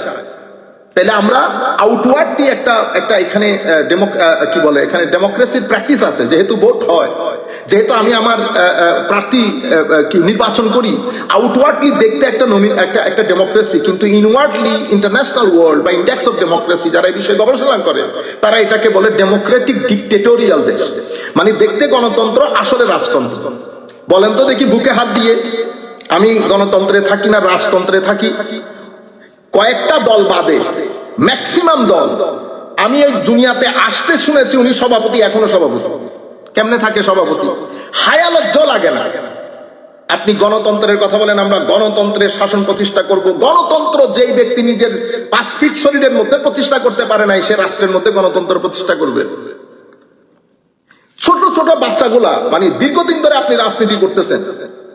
কোন মানুষ যখন 30-40 বছর রাজনীতি করে সে তো ঝোনা রাজনীতি বলে না, হয়ে যায়। কারণ রাজনীতি শুধু আপনি বাংলাদেশে করতেছেন না, জিও পলিটিক্যাল একটা সিচুয়েশনের মধ্যে আপনি আছেন। আপনাকে রাষ্ট্রের বিষয়, মুসলমানদের বিষয়, আপনার বিষয় সবকিছু এই লিমিটেড রিসোর্সের মধ্যে তুলে ধরবেন, যাকে ইচ্ছা তাকে বসাই দিয়ে। আফসোসের বিষয়, আফসোসের বিষয়, লেখাপড়ার কোনো যোগ্যতা নাই। আপনি একটা কিন্ডার গার্ডেনে পড়াইতে হলেও আপনি দেখছেন যোগ্যতা, এ লাগবে, সেই লাগবে, ডিগ্রি লাগবে, 5 বছরের অভিজ্ঞতা লাগবে। এটা হচ্ছে একটা কিন্ডার গার্ডেনে শিক্ষক নিযুক্ত হওয়ার জন্য। পার্লামেন্ট মেম্বার হওয়ার জন্য কি শর্ত আপনারা জানেন? জিজ্ঞেস করছেন কোনদিন? আপনি আমাদের সংবিধান পড়েন, সংবিধানের মধ্যে পার্লামেন্ট মেম্বারের জন্য যোগ্যতা কি নির্ধারণ করা হয়েছে? He must be a good human being, he must be a, একটা চাপরাশি ঘরের মধ্যে, আপনার অফিসের মধ্যে একটা ওই যে চা পানি আনার জন্য যে ব্যক্তি রাখা হয় তার জন্য একটা শিক্ষাগত যোগ্যতা আছে। শিক্ষাগত যোগ্যতা নাই শুধু পার্লামেন্ট মেম্বারের, কোনো যোগ্যতা লাগবে না। বাহুবল থাকলে হবে, টাকা পয়সা থাকলে হবে, পিছনে দর মার লোক থাকলে হবে। এখানে ভদ্রতার, নম্রতার, সহনশীলতার, উদারতার, ডিগ্রির কোনো দাম নাই। আশপাশে আপনি বলতেছেন, অনেকে বলেন না অমুক আসছে, কোনো পরিবর্তন। আপনি এখানে আমাদের এই সিস্টেমের মধ্যে আপনি বলেন না পরিবর্তন, আপনারা লিখে রাখেন। আমি বলতেছি আপনারা লিখে রাখেন, পরিবর্তন মহাল, অসম্ভব। কে করবে পরিবর্তন? আপনি ফেরেশতা। আপনার ডানে বামে উত্তরে দক্ষিণে পুরো সিস্টেমটাই হচ্ছে করাপ্ট, গন্ধে ভরা। এই করাপ্ট গন্ধে ভরা সিস্টেমের মধ্যে আপনি আতর কত দিবেন? কোন আতরওয়ালারে দিবেন? আপনি কোনো লাভ নাই। জালালউদ্দিন রুমি রহমতুল্লাহ আলাইহি চমৎকার বলেছেন, বেটা হুজুর আমি এত আমল করি, কই আমার তো খুশু খুদু আসে না। এটা কিন্তু খুবই রেলেভেন্ট, আপনারা একটার সাথে একটা খুব দারুণ করে মিলাইতে পারবেন। হুজুর এত নামাজ কালাম করি, কই কোনো খুশু খুদু তো আসে না, 30 বছর 40 বছর। তোমার খুশু খুদু কিসে খেয়ে ফেলছে? কই ইন্দুরে খেয়ে ফেলছে। হুজুর খুশু খুদু ইঁদুরে কেমনে খাইলো? ও বেটা ড্রামের মধ্যে রাখছেন চাউল, ধান 6-7 মাস পর্যন্ত কোনো খবর নাই। এখন ড্রামের ভিতরে ঢুকছে ইঁদুর ঢুকে বস্তা কেটে দানগুলা চাউলগুলা খেয়ে চুবা রাইখা চলে গেছে আপনার জন্য। আমি এখানে নফসের মধ্যে হিংসা আছে, অহংকার আছে, অশ্লীলতা আছে, সব কিছুর মাধ্যমে আমার আমলগুলাকে আমি জ্বালিয়ে ফেলি, যার কারণে খুশু খুদু আসে না। আপনি রাষ্ট্রের ক্ষেত্রে ডানে থাকান, বামে থাকান, উত্তরে থাকান, পিছনে থাকান, এটা পুরো একটা করাপশনের একটা মানে একটা জায়গা। এখানে কত লেয়ারে করাপশন হয় আপনি কল্পনা করতে পারবেন না। ঠিক আছে, আল্লামা ইকবাল বলেন না, বাতিল কি ইক্তেদার সে তাকওয়া কি আরজু হ্যাঁ, क्या हंसी फरेब खाए हुए हैं हम। ও বাতিলের নেতৃত্বে আপনি তাকওয়ার ইন্তজার করতেছেন, এটা মহাল আছে। এখানে পরিপূর্ণ একটা সংস্কার দরকার ছিল, কেউ সংস্কারটা করতে দিবে না, কেউ সংস্কার করতে দিবে না। সব দলগুলো একসাথে হবে, বাতিল কি ইক্তেদার সব একসাথে হয়ে যাবে, আপনাকে ফাঁসিতে ছড়াবে, দেশ বিরোধী রাষ্ট্রদ্রোহী ঘোষণা করবে। বুঝতে পেরেছেন? এখানে যদি ফেরেশতা এনে বসাই দেন, 2 বছরের মধ্যে পালাইতে হবে, এখানে থাকতে পারবে না। সিস্টেমটাকে এভাবে আমরা নষ্ট করে ফেলেছি ব্রিটিশ গভর্নমেন্ট যাওয়ার পরে। যে যার মন চাই খেয়েছি, কোনোদিন শুনেছেন? আপনার জীবনে কোনোদিন শুনেছেন এত এত টাকা লুট হয়েছে, এত এত বড় ঘটনা ঘটেছে, কোন ঘটনার কোনো বিচার হইতে? কোন ঘটনার কোনো বিচার নাই। এই যে এতগুলো আর্মি মেরে ফেললো, বুঝতে পেরেছেন? দেখবেন খুব অ্যাক্টিভ দেখবেন, কিন্তু কোনো অজানা কারণে এই বিচারগুলো হবে না। এই কিয়ামত বাদে আমরা জানবো না আসলে নুরুল ইসলাম ফারুকীকে কে মেরেছে, কেউ করবে না এই বিচারগুলো।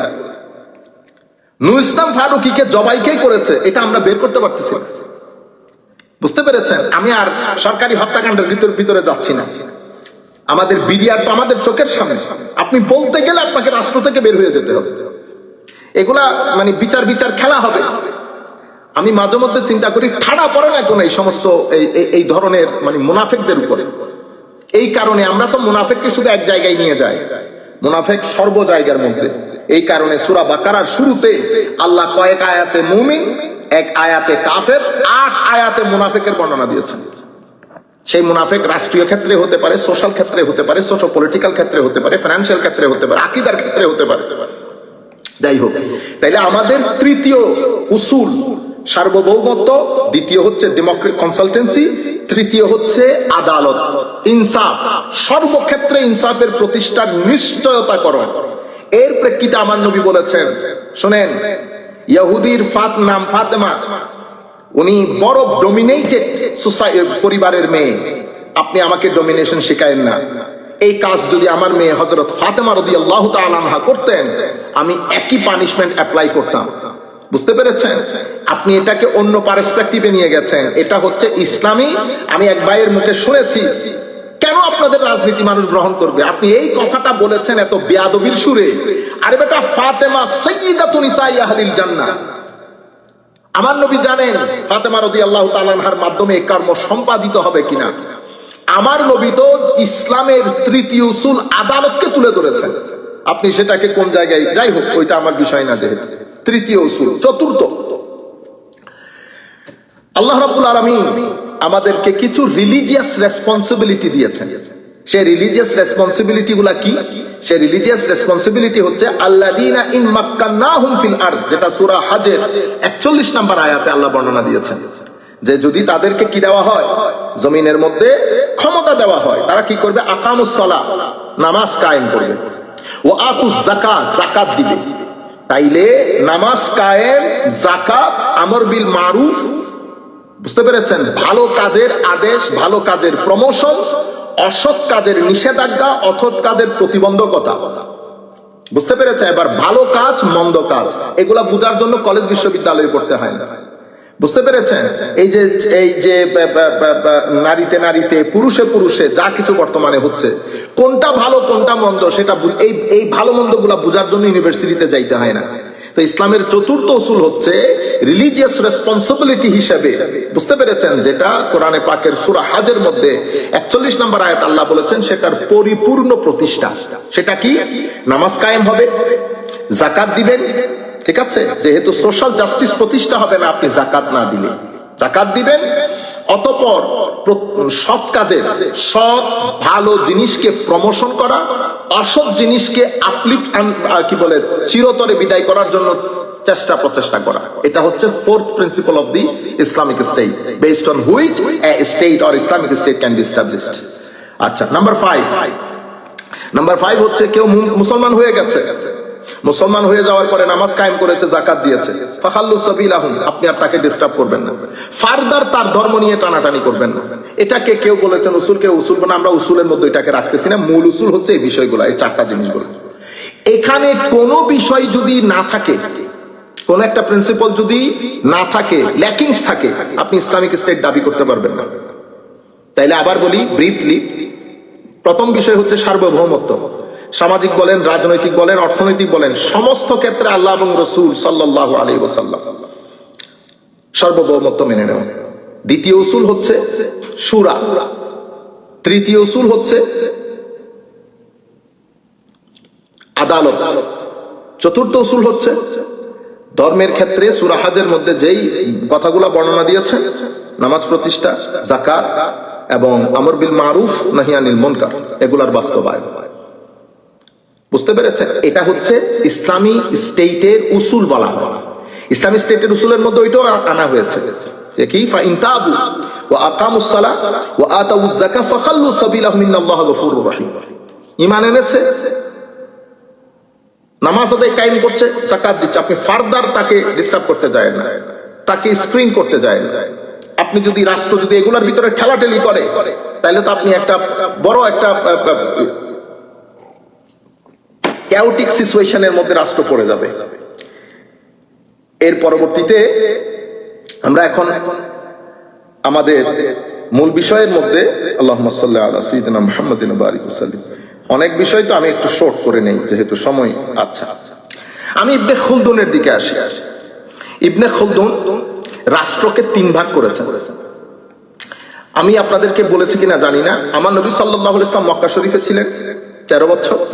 মক্কা শরীফে আমার নবী রাষ্ট্র প্রতিষ্ঠা করার যে প্রাইমারি ধাপ, ঠিক আছে, সেটা কি? আমার নবী রুহানি ভাবে, আধ্যাত্মিক ভাবে, চারিত্রিক ভাবে, ইয়াকিন, ঈমান, এগুলার উপর কাজ করেছেন। কাজ করে যখন মদিনা শরীফ গিয়েছেন, একটা সুযোগ তৈরি হয়েছে, আমার নবী মদিনাতে রাষ্ট্র প্রতিষ্ঠা করেন এবং মিসাকে মদিনার মাধ্যমে আমার নবীর স্ট্যাটাসটা, লিগ্যাল স্ট্যাটাসটা, প্রধান রাষ্ট্র প্রধানের ভূমিকা আমার নবী অবতীর্ণ হন। আচ্ছা, এটা আমি ব্রিফলি বলে যাই, পরবর্তীতে সময় পাই না পাই। আমার নবী সাল্লাল্লাহু আলাইহি ওয়াসাল্লাম আল্লাহর পক্ষ থেকে প্রেরিত নবী, রসুল, ইমামুল আম্বিয়া সাল্লাল্লাহু আলাইহি ওয়াসাল্লাম। আমার নবী এতদ সত্ত্বেও মিসাকে মদিনা নামক একটা প্যাক্ট আমার নবী করেছেন, মদিনার সনদ, যেখানে ইহুদি, নাসারা, মুশরিক এবং যারা ধর্মে বিশ্বাস করতো না সবাই মিলে সিগনেচার করেছে। এর পরবর্তীতে আমার নবী এটার আদলে, ঠিক আছে, মদিনা শরীফ মদিনাতে পরিণত হয়েছে, সিটি স্টেটে পরিণত হয়েছে। আমি গতবার বলেছি দিন প্রতিষ্ঠা হওয়ার কারণে এটা মদিনা হয়েছে। আমার নবী সাল্লাল্লাহু আলাইহি ওয়াসাল্লাম রাষ্ট্র ব্যবস্থা কিভাবে পরিচালিত হবে সেগুলা ক্লিয়ার ক্যাটাগরিক্যাল করে গেছে। কিন্তু আমার নবী কারো নাম নমিনেট করে যাবে, অর্থাৎ অমুকের পরে অমুকের ছেলে, অতঃপর তার ছেলে, অতঃপর তার ছেলে, সেটা আমার নবী সেই যুগেও করে যাবে। আচ্ছা, আবু বকর সিদ্দিক রাদিয়াল্লাহু তাআলা আনহু আসলেন। কিভাবে আসলেন আবু বকর সিদ্দিক? 20 লম্বা কনসালটেশন হয়েছে পার্লামেন্টের মধ্যে। আমাদের পার্লামেন্টে যেভাবে ক্রস চেক হয়, কনসালটেশন হয়, সেভাবে কনসালটেশন হয়েছে। কনসালটেশনের মাধ্যমে শেষ পর্যন্ত হযরত আবু বকর রাদিয়াল্লাহু তাআলা আনহুর নাম সিলেক্টেড হয়েছে। এখানে অনেক অনেক নমিনেশন এসেছে, আনসারের পক্ষ থেকে, মুহাজিরের পক্ষ থেকে নমিনেশন এসেছে। নমিনেশনের উপরে কনসালটেশন হয়েছে। কনসালটেশন যখন দিয়েছে তখন কেউ নিজের ব্যক্তি পছন্দ বলেন নাই, বেসড অন দি সিচুয়েশন। আমার নবী সাল্লাল্লাহু আলাইহি ওয়াসাল্লাম এবং আবু বকর সিদ্দিকের বায়োডাটা দেখা হয়েছে, ফুল বায়োডাটা কেমন ছিল, ওনার ক্যারিকুলাম, বিএড, ঠিক আছে, ওগুলা সব দেখার পরে সবাই এক বাক্যে মেনে নিয়েছেন, হ্যাঁ, he is qualified to be the খলিফা আফটার হোলি প্রফেট সাল্লাল্লাহু আলাইহি ওয়াসাল্লাম, দেন হি বিকেম খলিফা। ডেভেলপমেন্ট হয়েছে, মানে এক জায়গার মধ্যে স্ট্যাটিক থাকে নাই, ডেভেলপমেন্ট এসেছে ইসলামিক পলিটিক্যাল সিস্টেমের মধ্যে। হযরত আবু বকর সিদ্দিকের পরে ফারুক আজম এসেছেন। ফারুক আজম কি নিজে নিজে এসেছেন, দখল করেছেন? না, আউটগোয়িং খলিফা ছিল হযরত আবু বকর সিদ্দিক রাদিয়াল্লাহু তাআলা। আবু বকর সিদ্দিক রাদিয়াল্লাহু তাআলা হযরত ফারুক আজমের নাম নমিনেট করে গেছে। ওনার 6 সদস্যের যেই ফোরাম ছিল, ক্যাবিনেট ছিল, সেই ক্যাবিনেট। আমাদের এখানে একজন জিজ্ঞেস করেছিল আহলুল হাল ওয়াল আব, বুঝতে পেরেছেন? এগুলা বেটা ইউনিভার্সাল নিয়ম, এগুলার জন্য রিকোয়ারমেন্টের দরকার। পৃথিবীর সব দেশের মধ্যে কিছু ইন্টেলেকচুয়াল এবং উপদেষ্টা থাকে। মানে আমাদের ধর্মের মধ্যে যেরকম অনেক কথা আছে যেগুলো ইন্টারন্যাশনাল দিয়ে একটার সাথে আরেকটা মিল, এখানে ও মিলের কোনো সুযোগ নেই। আলু আমরাও খাই, পৃথিবীর সব দেশ খায়, ওই জন্য আলুর জন্য স্পেশাল শরীয়ত নাজিল হওয়ার দরকার হয় নাই। এভাবে কিছু মিল আছে, সিমিলারিটিস বলি, বুঝতে পেরেছেন? এগুলা নিয়ে যদি আপনি ফার্দার ডিসকাশন করতে যান তাহলে ঠিক কিভাবে জুরিসপ্রুডেন্সিয়াল একটা কমপ্লিকেসি তৈরি হয়ে যায়। এটা হয়েছে অনেক ক্ষেত্রে, জিনিসগুলা সহজ ছেড়ে দিলেই হইতো, কিন্তু যেহেতু আপনি হাসান কথা বলেছে, আমাকেও কথা বলতে হচ্ছে, বলতে বলতে এটা একটা কমপ্লিকেটেড সিচুয়েশনে চলে গেছে বনি ইসরাইলের মতো। আল্লাহ বলেছেন ইন্নাল্লাহ ইয়া'মুরুকুম আন তাসবাহু বাকারা, তোমাদেরকে আল্লাহ হুকুম দিয়েছে একটা গাবি জবাই করার জন্য। এখন এক গাবি কিরকম হবে, গাবির কালার কিরকম হবে, কিরকম হওয়া যায়, করতে করতে আল্লাহ এমন গাবির কথা বলছেন ধরতির মধ্যে ওই গাবি পাওয়া যাওয়া আর সম্ভব। আপনি বেশি প্রশ্ন করেছেন, জিনিসটা কমপ্লিকেটেড করে হয়ে গেছে, আল্লাহ কমপ্লিকেটেড করে দিয়েছেন। প্রথমে ছিল শুধু ইন্নাল্লাহ ইয়া'মুরুকুম আন তাসবাহু বাকারা, শুধু বাকারা জবাই করবে। আচ্ছা, তো এই বিষয়গুলা প্রত্যেক সমাজের মধ্যে, যেমন আমাদের বাংলাদেশে কিছু বুদ্ধিজীবী আছে অসম্ভব জ্ঞানী, উপদেশ দেওয়ার মতো যোগ্য, বুঝতে পেরেছেন? আমরা যখন ধর্মীয় ক্ষেত্রে সেটাকে টেনে নেব, তো সেটার মধ্যে আমি শুধুমাত্র আরেকটা জিনিস অ্যাড করে দেবো, সেটা কি আল্লাহ এবং রাসূলের প্রতি ওই যে উসুলগুলার কথা বলেছে সেগুলাকে ধারণ করতে হবে। সেগুলা ধারণ না করলে এখানে কোনো পার্ট বা কোনো রুল প্লে করতে পারবে না, বুঝতে পেরেছেন? আচ্ছা, আবু বকর সিদ্দিকের সময় গেল, ফারুক আজমের আবু বকর সিদ্দিকের নমিনেশনের ব্যাপারে মানে বেস কি ছিল? বেস হচ্ছে কনসালটেন্সি। কোথায়? ওই আনসার মুহাজির মিলে সিনিয়র সাহাবায়ে কেরাম যারা, তারা বসে দীর্ঘক্ষণ আলাপ করেছে। এখানে কোনো অস্ত্র উঠাই নাই, কেউ আলাপচারিতা করেছে, ডায়ালগ হয়েছে। এই ডায়ালগের পরে নমিনেটেড হয়েছে আবু বকর সিদ্দিক রাদিয়াল্লাহু তাআলা, ঠিক আছে? কেউ দখল করে নাই গিয়ে। আবু বকর সিদ্দিকের পরে আবু বকর সিদ্দিক চলে গেলেন, ফারুক আজমের নাম উনি নমিনেট করে গেছেন ওনার স্পেশাল হাউসের মধ্যে। ওখানে ফারুক আজম রাদিয়াল্লাহু তাআলা ওনারা সবাই গ্রহণ করেছেন। অতঃপর সাধারণ মানুষের খেলাফত বায়াত নেওয়া হয়েছে। বায়াত মানে ভোট নিয়েছে।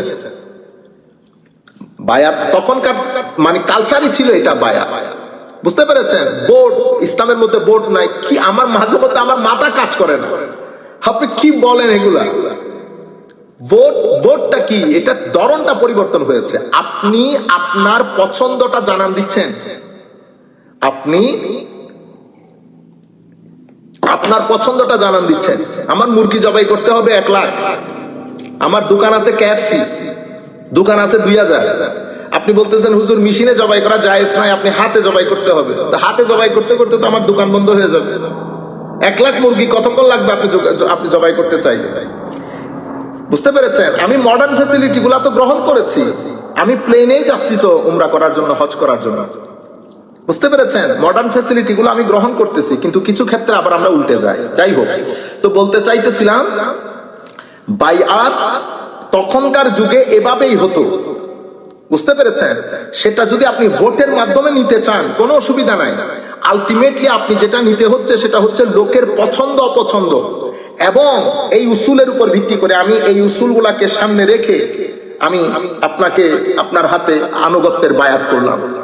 ঠিক যেভাবে মডার্ন ওয়ার্ল্ডে করা হয়, আপনি এটার সাথে বিদ্রোহ করলে আপনাকে বিদ্রোহী বলা হয়, বুঝতে পেরেছেন? আচ্ছা, তাইলে সাধারণ মানুষ বায়াত গ্রহণ করেছে। বায়াত গ্রহণ করা মানে ওনার প্রধানমন্ত্রীত্বের উপর, ওনার খলিফা হওয়ার উপর, মালিক হওয়ার উপর, আমিরুল মুমিনিন হওয়ার উপর ওনারা ঐক্যমত্য পোষণ করেছে। এরপরে ফারুক আজম রাদিয়াল্লাহু তাআলা আনহুর পরে কে এসেছে? উসমানে গনি। ওইটা চমৎকার ছিল। ফারুক আজম রাদিয়াল্লাহু তাআলা আনহু অনেক ডেভেলপ করেছেন।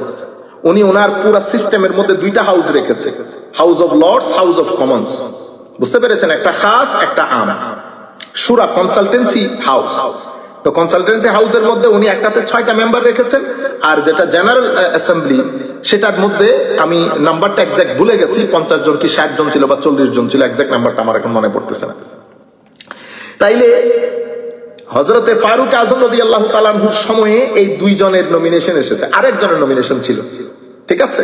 তো নমিনেশন শেষ পর্যন্ত এই হাউস অফ লর্ডস কমন্স এর মধ্যে 2 জন টিকে আছে, উসমানে গনি এবং হযরত আলী কারামাল্লাহু ওয়াজহাহু কারীম, 50-50। অতঃপর এটা হযরতে আমর ইবনে আওফ রাদিয়াল্লাহু তাআলা স্টেপ ডাউন করেন, উনাকে আপনি বর্তমান সময় ইলেকশন কমিশনার বলতে পারেন বোঝানোর জন্য। উনি এই দায়িত্ব নিয়েছেন। উনি আবাল বৃদ্ধ বনিতা ছোট বড় এই মুসাফির সবার কাছ থেকে ওপিনিয়ন নিয়ে শেষ পর্যন্ত উসমান গনি রাদিয়াল্লাহু তাআলা সিলেক্টেড হয়। এর পরবর্তীতে হযরত ফারুক আলী রাদিয়াল্লাহু তাআলা হাউস অফ লর্ডস 6 সদস্যের একক ভোটে হযরত আলী নির্বাচিত হন। এই যে নির্বাচন প্রক্রিয়াকে পলিটিক্যাল ডেভেলপমেন্টটা দেখেন কিভাবে হয়েছে। এখানে ডিক্টেটোরিয়াল রুল হয়নি, এখানে টোটালিটেরিয়ান হয় নাই, অথরিটেরিয়ান হয় নাই, কোনো কিছুই হয়নি। আপনারা এই বিষয়টা মাথায় রাখেন, রাখার পরে আমি আপনাকে রাষ্ট্র ব্যবস্থাটা তুলে ধরি, তাইলে আপনারা বুঝতে পারবেন ইসলামী রাষ্ট্র বলতে কি বোঝায়। রাষ্ট্র বলে কাকে, রাষ্ট্রের উপাদান কি, আমি ইসলামী স্টেট কাকে, স্টেট কাকে বলে, পলিটিক্যাল সায়েন্সে কি বলেছে, এগুলো আপনারা জেনে নিন কোন জায়গা থেকে। এগুলা বলতে গেলে, এগুলা যেহেতু আমার রেলেভেন্ট না, এগুলা বলতে গেলে সময় চলে যাবে। তবে রাষ্ট্রের উপাদান মানে রাষ্ট্রের ইনগ্রেডিয়েন্ট গুলা কি? রাষ্ট্রের ইনগ্রেডিয়েন্ট জনসংখ্যা, পপুলেশন, জনগণ থাকতে হয়, এরপর একটা টেরিটরি লাগে, একটা গভর্নমেন্ট থাকতে হয়, অতঃপর সবচেয়ে গুরুত্বপূর্ণ সার্বভৌমত্ব, সেটা কি? সোভারেন্টি। তাইলে রাষ্ট্রের উপাদানগুলা কি কি? রাষ্ট্রের উপাদান স্টেট মানে they must have to have a population, a territory, a government এবং sovereignty। অর্থাৎ একটা রাষ্ট্রের উপাদান হচ্ছে জনসংখ্যা, ভূখণ্ড, সরকার এবং সার্বভৌমত্ব। এই চারটা হচ্ছে রাষ্ট্রের উপাদান। পৃথিবীর যে কোনো রাষ্ট্রের সাথে ইসলাম ম্যাচ করে, এগ্রি করে এই চারটা উপাদানের মধ্যে, পপুলেশন বলেন, জনগণ বলেন, গভর্নমেন্ট বলেন। কিন্তু একটা জায়গা ইসলামী রাষ্ট্রকে পৃথিবীর অন্যান্য সিস্টেম থেকে পরিপূর্ণ আলাদা করে দিয়েছে, সেটা কোনটা? সার্বভৌমত্ব। কেন? ইসলামী রাষ্ট্রের যারা সার্বভৌমত্বের এক্সপার্ট, তারা সার্বভৌমত্বকে দুই ভাগে ভাগ করে। আভ্যন্তরীণ সার্বভৌমত্ব, ইন্টারনাল সোভারেনিটি, এক্সটার্নাল সোভারেনিটি। আভ্যন্তরীণ সার্বভৌমত্ব কি? আভ্যন্তরীণ সার্বভৌমত্ব হচ্ছে রাষ্ট্র সবার উপরে, ব্যক্তি না, ব্যক্তি না, রাষ্ট্র সবার উপরে। আর বাহ্যিক সোভারেনিটি হচ্ছে মানে রাষ্ট্র কোনো বিদেশি শক্তির তাবেদারি করে না, এই ক্ষেত্রে রাষ্ট্র সোভরেন, রাষ্ট্র কোনো বিদেশি শক্তির তাবেদারি করে না। আর ইন্টারনালের ক্ষেত্রে ঠিক আছে, রাষ্ট্র সবার উপর ডমিনেট করে, কেউ রাষ্ট্রের উপর ডমিনেট করে না, ব্যক্তি না, রাষ্ট্র। আচ্ছা, তাইলে সার্বভৌমত্ব বলতে আমরা কি বুঝাই? সার্বভৌমত্ব মানে শুধুমাত্র মানে তার আগে আমি এই রাষ্ট্র কয় ধরনের সেটা বললে সার্বভৌমত্বটা আপনাদের ইজিলি বুঝে চলে আসবে। আপনার চেহারা ঢেকে যাচ্ছে, ওই আঙ্গুল ক্যামেরার উপর আপনার। ও সরি, ঠিক আছে, আমি ওই আইপ্যাডটা ধরে রাখতে হয়েছে। কোনো বই বা গ্লাস দিয়ে দিতে চাইতেছিলাম, মাঝে মধ্যে এরকম। ঠিক আছে, এখন ঠিক আছে, ঠিক আছে। আচ্ছা, আমি তাইলে সরাসরি ইয়াতে চলে যাই। সার্বভৌমত্ব মানে কি? সার্বভৌমত্ব মানে ওই পাওয়ার অ্যাবসলিউট, আনকোয়েশ্চেনেবল, পার্মানেন্ট, ইররেভোকেবল, ফাইনাল, এভারলাস্টিং। মানে কি? মানে হচ্ছে রাষ্ট্রের সার্বভৌমত্বের অধিকারী যিনি হবেন উনি অ্যাবসলিউট, চূড়ান্ত। ওটার মানে সার্বভৌমত্বের যেই বৈশিষ্ট্যগুলো আছে, সেই বৈশিষ্ট্য যদি আমরা বাংলাতে বলি তাইলে বলবো এভাবে: পরম এবং প্রশ্নাতীত ক্ষমতার অধিকারী। আপনি এই ক্ষমতাকে চ্যালেঞ্জ করতে পারবেন না, প্রশ্ন করতে পারবেন না, এটা হস্তান্তরযোগ্য না, এটা অপ্রতিরোধ্য, এটা চূড়ান্ত, এটা ফাইনাল, এটা অ্যাবসলিউট, এটা এভারলাস্টিং, ইররিভোকেবল, আনকোয়েশ্চেনেবল। এটাকে আপনি কোয়েশ্চেন করতে পারবেন না। তাইলে রাষ্ট্রের চার উপাদানের মধ্যে আমাদের ইসলামী রাষ্ট্র অন্য সবগুলা রাষ্ট্রের মতোই, পপুলেশন বলেন, টেরিটরি বলেন, গভর্নমেন্ট বলেন, একটা জায়গার মধ্যে ইসলামী রাষ্ট্র অন্যান্য রাষ্ট্র ব্যবস্থা থেকে পরিপূর্ণরূপে আলাদা হয়ে যায়। সেটা কি? সেটা হচ্ছে সভরেন্টি। তাইলে সভরেন্টি কি সেটা আমি একটু পরে আসতেছি। আধুনিক ডেমোক্রেটিক রাষ্ট্রের মধ্যে জনগণই সর্বোচ্চ ক্ষমতার মালিক। জনগণ যদি কালকে চায় যে আমরা পুরুষে পুরুষে এবং নারীতে নারীতে বিবাহটা আমরা চাচ্ছি, পার্লামেন্ট এই আইন করতে বাধ্য। কেন? কারণ জনগণ সার্বভৌম ক্ষমতার মালিক। যদিও বাংলাদেশে সেটা না। আমি এমনিতেই ডেমোক্রেটিক রাষ্ট্রের কথা বলতেছি, বাংলাদেশের কথা বলতেছি না। ডেমোক্রেটিক রাষ্ট্রে জনগণ যাহা চায় পার্লামেন্ট সেই আইন করতে বাধ্য, কারণ জনগণ সর্বোচ্চ এবং সার্বভৌম ক্ষমতার মালিক। এই সার্বভৌম ক্ষমতাটা আনকোয়েশ্চেনেবল, আপনি চ্যালেঞ্জ করতে পারবেন না, কোয়েশ্চেন করতে পারবেন না। এটা ফাইনাল, এটা অ্যাবসলিউট, ইররিভোকেবল, এভারলাস্টিং, পার্মানেন্ট, এটা অপ্রতিরোধ্য। বুঝতে পেরেছেন? এই যে ওয়েস্টার্ন কান্ট্রির মধ্যে এটা করেছে, জনগণ চাচ্ছে হয়েছে, জনগণ না চাইলে হবে না। বুঝতে পেরেছেন? আচ্ছা, ইসলামী রাষ্ট্রের মধ্যে এটা আবার আমাদের সাথে এই আমি যে এখন যে কথাটা বলবো সেটা আবার আমাদের অনেকেই সেটা মানেন না। ইসলামী রাষ্ট্রের সার্বভৌমত্ব এটা তিন ধরনের।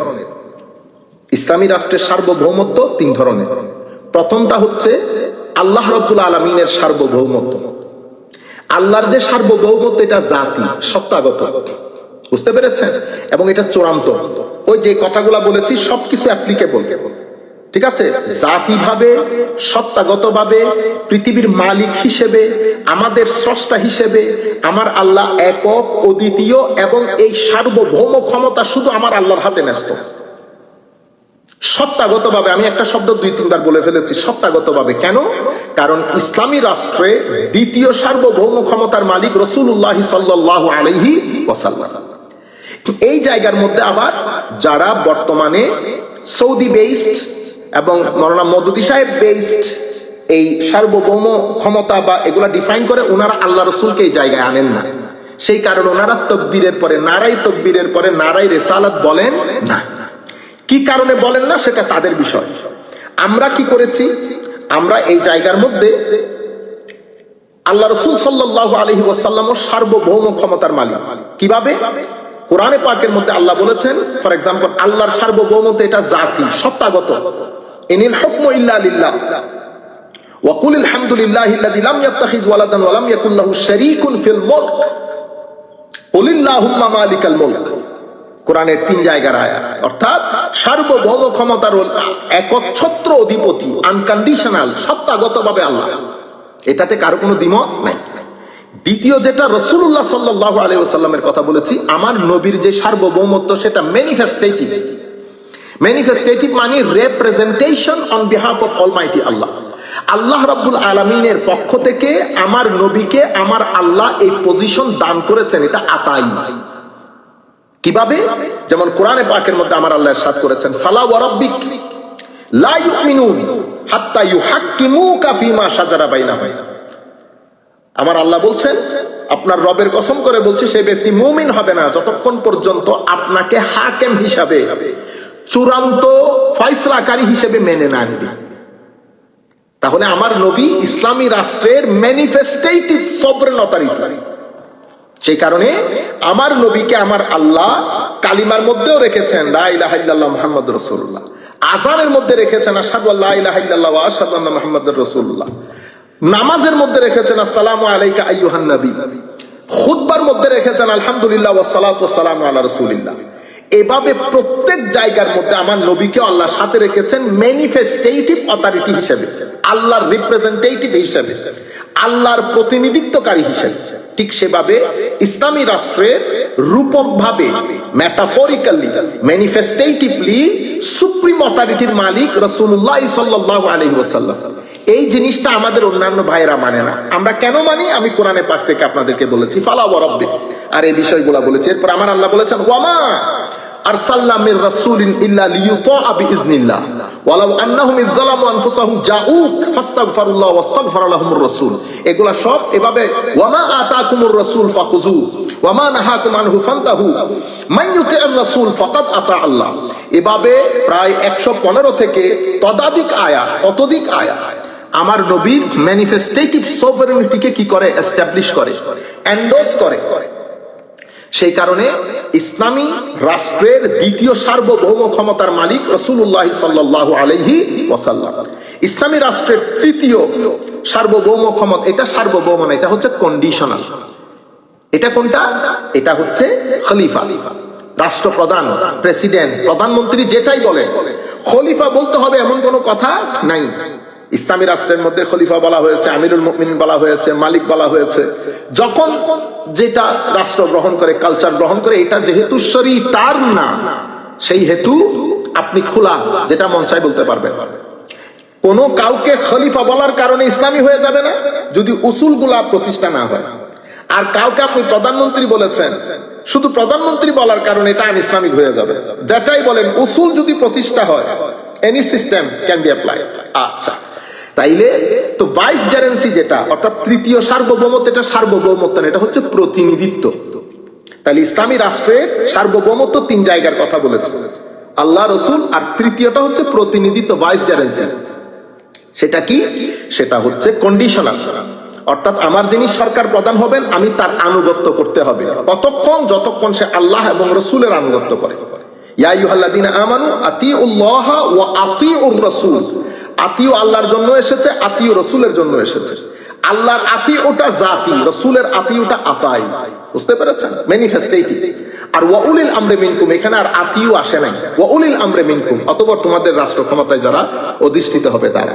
তাইলে ইসলামী রাষ্ট্রের মধ্যে এই হচ্ছে।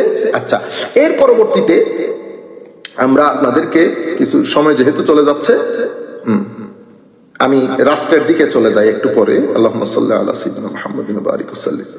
আচ্ছা, আপনি এখন ইসলামী রাষ্ট্রটাকে বোঝার জন্য এই পয়েন্টটা খুবই গুরুত্বপূর্ণ। তাইলে আপনি পুরা সিস্টেম, আমি এতক্ষণ যা বলেছি, বকবক করেছে, এই বকবক গুলো আপনারা ইজিলি বুঝে ফেলতে পারবেন। পৃথিবীর মধ্যে সেই যুগ থেকে এই যুগ পর্যন্ত আপনি যদি রাষ্ট্রগুলা দেখেন, তা আপনি পৃথিবীতে 4 ধরনের রাষ্ট্র পাবেন ইসলামী রাষ্ট্র সহ। প্রথম এক ধরনের রাষ্ট্র পাবেন, এটাকে বলে ডেসপোটিক রুল। বাংলাতে আপনি বলতে পারেন স্বৈরাচারী শাসন। স্বৈরাচারী শাসন বলতে এই ধরনের রাষ্ট্রের মধ্যে, মানে এই রাষ্ট্রের মধ্যে জনগণ না, অন্য কোনো অথরিটি না, বরং সেই রাষ্ট্রের সার্বভৌম ক্ষমতা সেই রাষ্ট্রের যিনি রাষ্ট্রপ্রধান তার উপর ন্যস্ত থাকে। উনি টেলিফোনে টেলিফোনে যা বলবেন সেটাই আইন, সেটাই কানুন, সেটার উপর আপনার ফাঁসি, সেটার উপর আপনি ঘর থেকে বের হয়ে যাওয়া, সেটার উপর আপনি জেলে থাকা। অর্থাৎ উনি যেভাবে বলবেন রাষ্ট্র সেভাবে চলবে। ডেসপোটিক রুলকে যদি আপনি ডেমোক্রেটিক রুল বলেন, তো এটা কি ডেমোক্রেসি হয়ে যাবে? বলেন তো দেখি। আপনার রাষ্ট্রের বৈশিষ্ট্য বলে দেবে আপনি কি ডেসপোটিক কিনা। আমার মাঝে মধ্যে ঘৃণা লাগে, একটা জিনিস ওয়েল এস্টাবলিশ করেছেন, সবাই জানে, বুঝতে পেরেছেন, শুধু আপনি ওই পলিটিক্স করেন বিদায় আপনি এটা বলতেছেন, একেবারে কনস্ট্যান্টলি মিথ্যাই বলে যাচ্ছেন। যেহেতু আমার নেত্রী বলেছে আজকে বুধবার, তো সবাই বলতেছেন বুধবার বুধবার বুধবার। এই জন্য এই কাজগুলার কারণে রাজনীতিটা গালিতে পরিণত হয়েছে। ভালো মানুষ রাজনীতিতে আসা বন্ধ হয়ে গেছে। গ্রামের মানুষ পর্যন্ত কি বলে দেখেন না, আমার লোকে রাজনীতি করিয়েন না, আমি রাজনীতি আপনার চেয়ে ভালো জানি। তার মানে কি রাজনীতি গালিতে পরিণত হয়েছে? কিন্তু এটাতে এরকম হওয়ার কথা ছিল না। বুঝতে পেরেছেন? কোটি কোটি টাকা রাষ্ট্র থেকে বাইরে নিয়ে এসেছে, কোটি কোটি টাকা, কল্পনা করতে পারবেন না কি পরিমাণ টাকা আমেরিকার মধ্যে এসেছে। আমেরিকার কি ভূতে কি লাইছে আমেরিকা আপনার এই পুরা সিস্টেমের বিরুদ্ধে যাবে? আমেরিকার মধ্যে যে পরিমাণ টাকা এসেছে আল্লাহ পাক জানে আমেরিকান সরকারের কাছে অত টাকা আছে কি। হায়া, লজ্জা, শরম, এত আপনি এই যে টাকাগুলো আনতেছেন, টাকা কার? কার টাকা? মানে আমি, অথচ আপনি একটা প্রাণী শান্তিতে নাই, কারো ছেলে কারো মেয়ে, আল্লাহ সবাইকে ছেলে মেয়ের এই পরীক্ষা থেকে বাঁচা। বুঝতে পেরেছেন? আমরা দোয়া করি। কালকে আমি শুনেছি আমাদের এই সোনাকান্দা ইয়াতে পড়াইতেন, কি নাম যেন, হাসান সালেহ সাহেব, জি জি, মুতালেব হোসেন সালেহ সাহেব, ওনার নাকি গত কিছুদিন আগে মেয়ে মারা গেছেন, 16 বছরের একটা ছেলে হারিয়ে গেছে। আমি গতকালকে শুনতে পেয়েছি। আপনারা সহযোগিতা করবেন, আমরা চাই না, আমরা দোয়া করি আমাদের শত্রুদেরও যদি এই ঘটনা ঘটে, দোয়া করি আল্লাহ যেন সবাইকে, সন্তানদেরকে দিয়ে আল্লাহ কোনো পরীক্ষা না করেন। মাওলাই করিম যেন ওনাকে সুস্থতা দান করেন, মাওলাই করিম যেন ওনার সন্তানকে ওনার বুকে ফিরিয়ে দেন, আর আল্লাহ যেন তাদেরকে সবরে জমিল দান করেন। তবে আমরা সবাইকে বলবো, আমার ভালো লাগে না, আমি আকীদা ছেড়ে দিয়েছি। আপনি আবার মানুষকে বলতে যাইতে হবে আমি ছিলাম চলে আসছি, ফাইজলামি করেন। আপনি, আমি, পুরা সোনাকান্দা, পুরা জামিয়া, পুরা সরসিনা যদি বাংলাদেশ থেকে হারিয়ে যায়, আহলে সুন্নাত ওয়াল জামাতের আকীদার গায়ে এতটুকুন আসর পড়বে না। আপনি আসলেও কি, আপনি না আসলেও কি, আপনি বললেও কি, আপনি না বললেও কি। আপনি বুঝতে পেরেছেন? আমি হাসানকে মানতেছি আকীদায়ে আহলে সুন্নতের জন্য। হাসানের মাধ্যমে আকীদায়ে আহলে সুন্নত না, আকীদায়ে আহলে সুন্নতের মাধ্যমে হাসান। আমি ইমাম গাজালিকে কেন মানতেছি? আকীদায়ে আহলে সুন্নতের জন্য। আমি আহলে সুন্নত গাজালির কারণে সুন্নিয়তকে মানি নাই, সুন্নিয়তের কারণে গাজালিকে মেনেছি। আমি রুমিকে সুন্নিয়তের কারণে মেনেছি।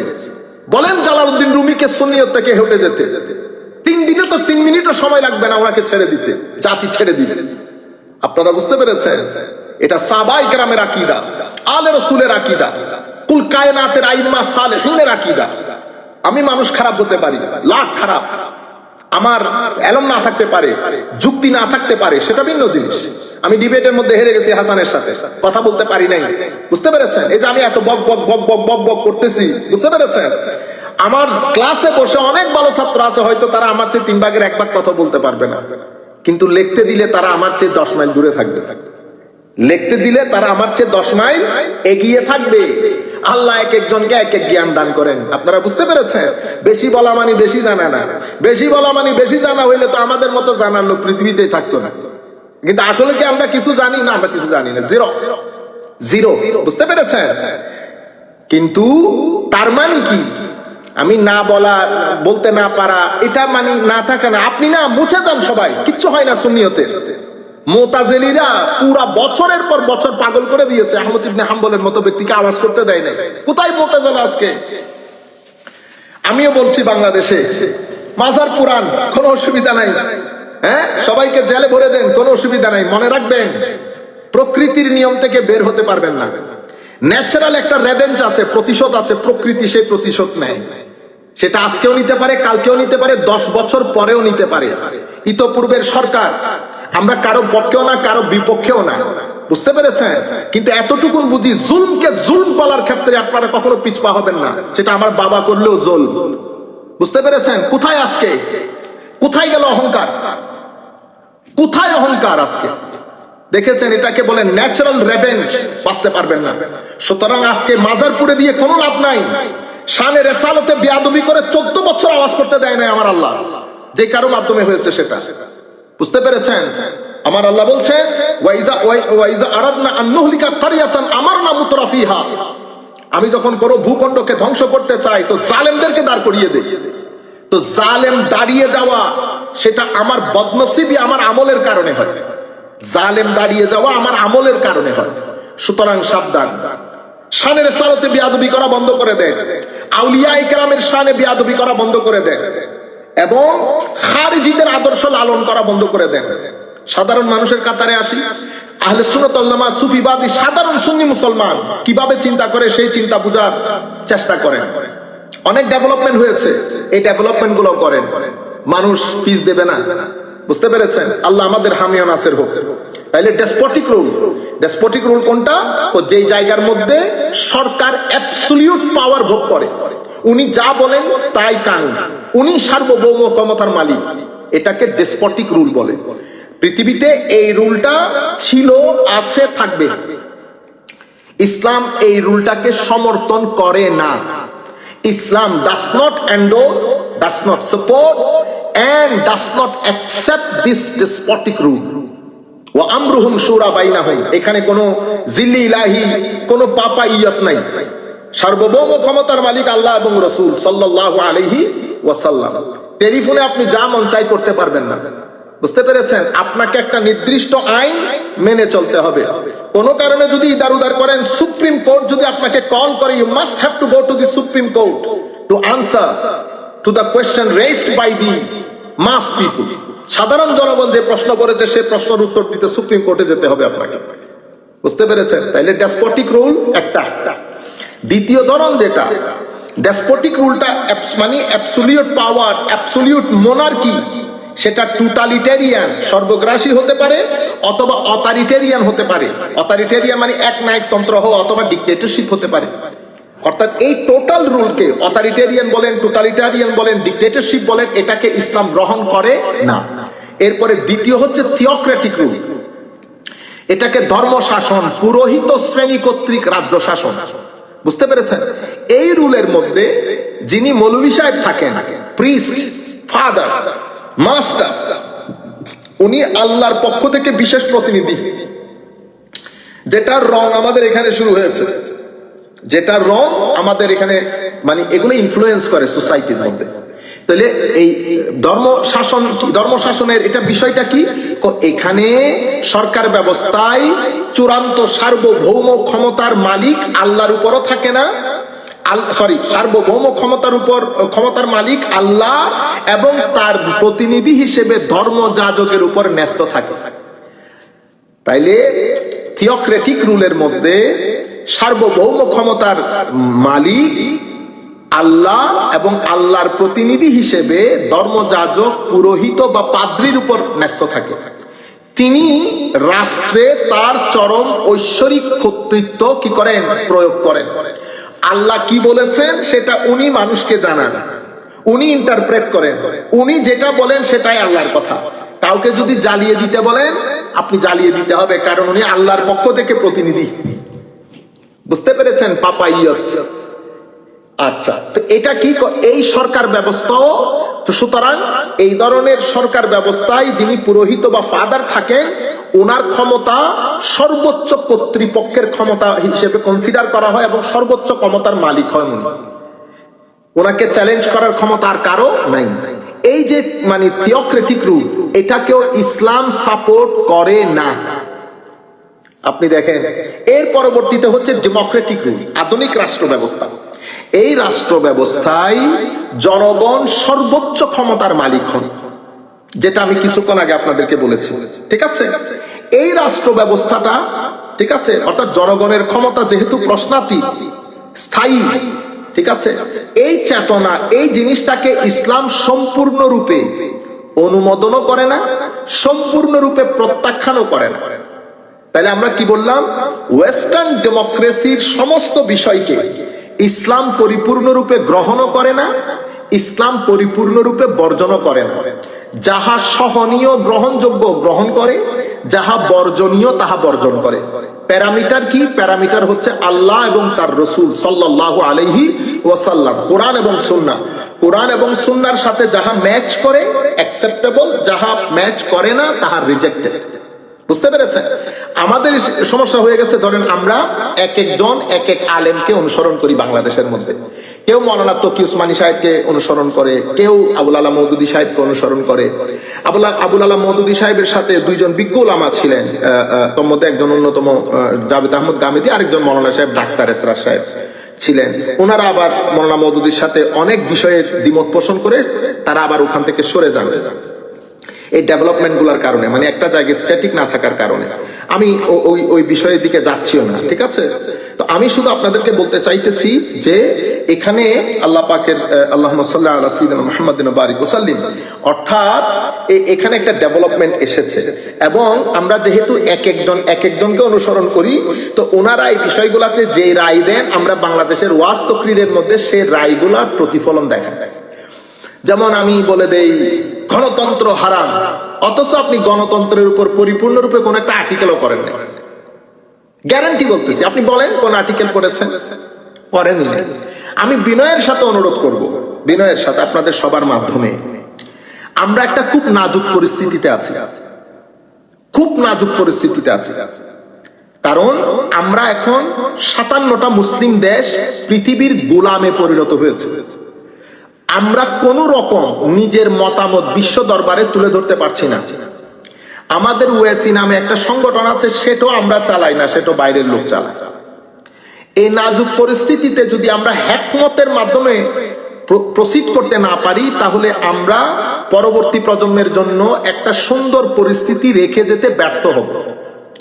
সুতরাং কাফের কাফের কাফের এগুলা বলা থেকে আমাদের বের হয়ে আসতে হবে। আমরা ডায়ালগ করতে হবে, কথা বলতে হবে, টলারেন্ট হতে হবে। বিশ্বকে আমাদের ইন্টেলিজেন্স, এডুকেশন, টলারেন্স, পেশেন্স এগুলা বিশ্বকে দেখাইতে হবে।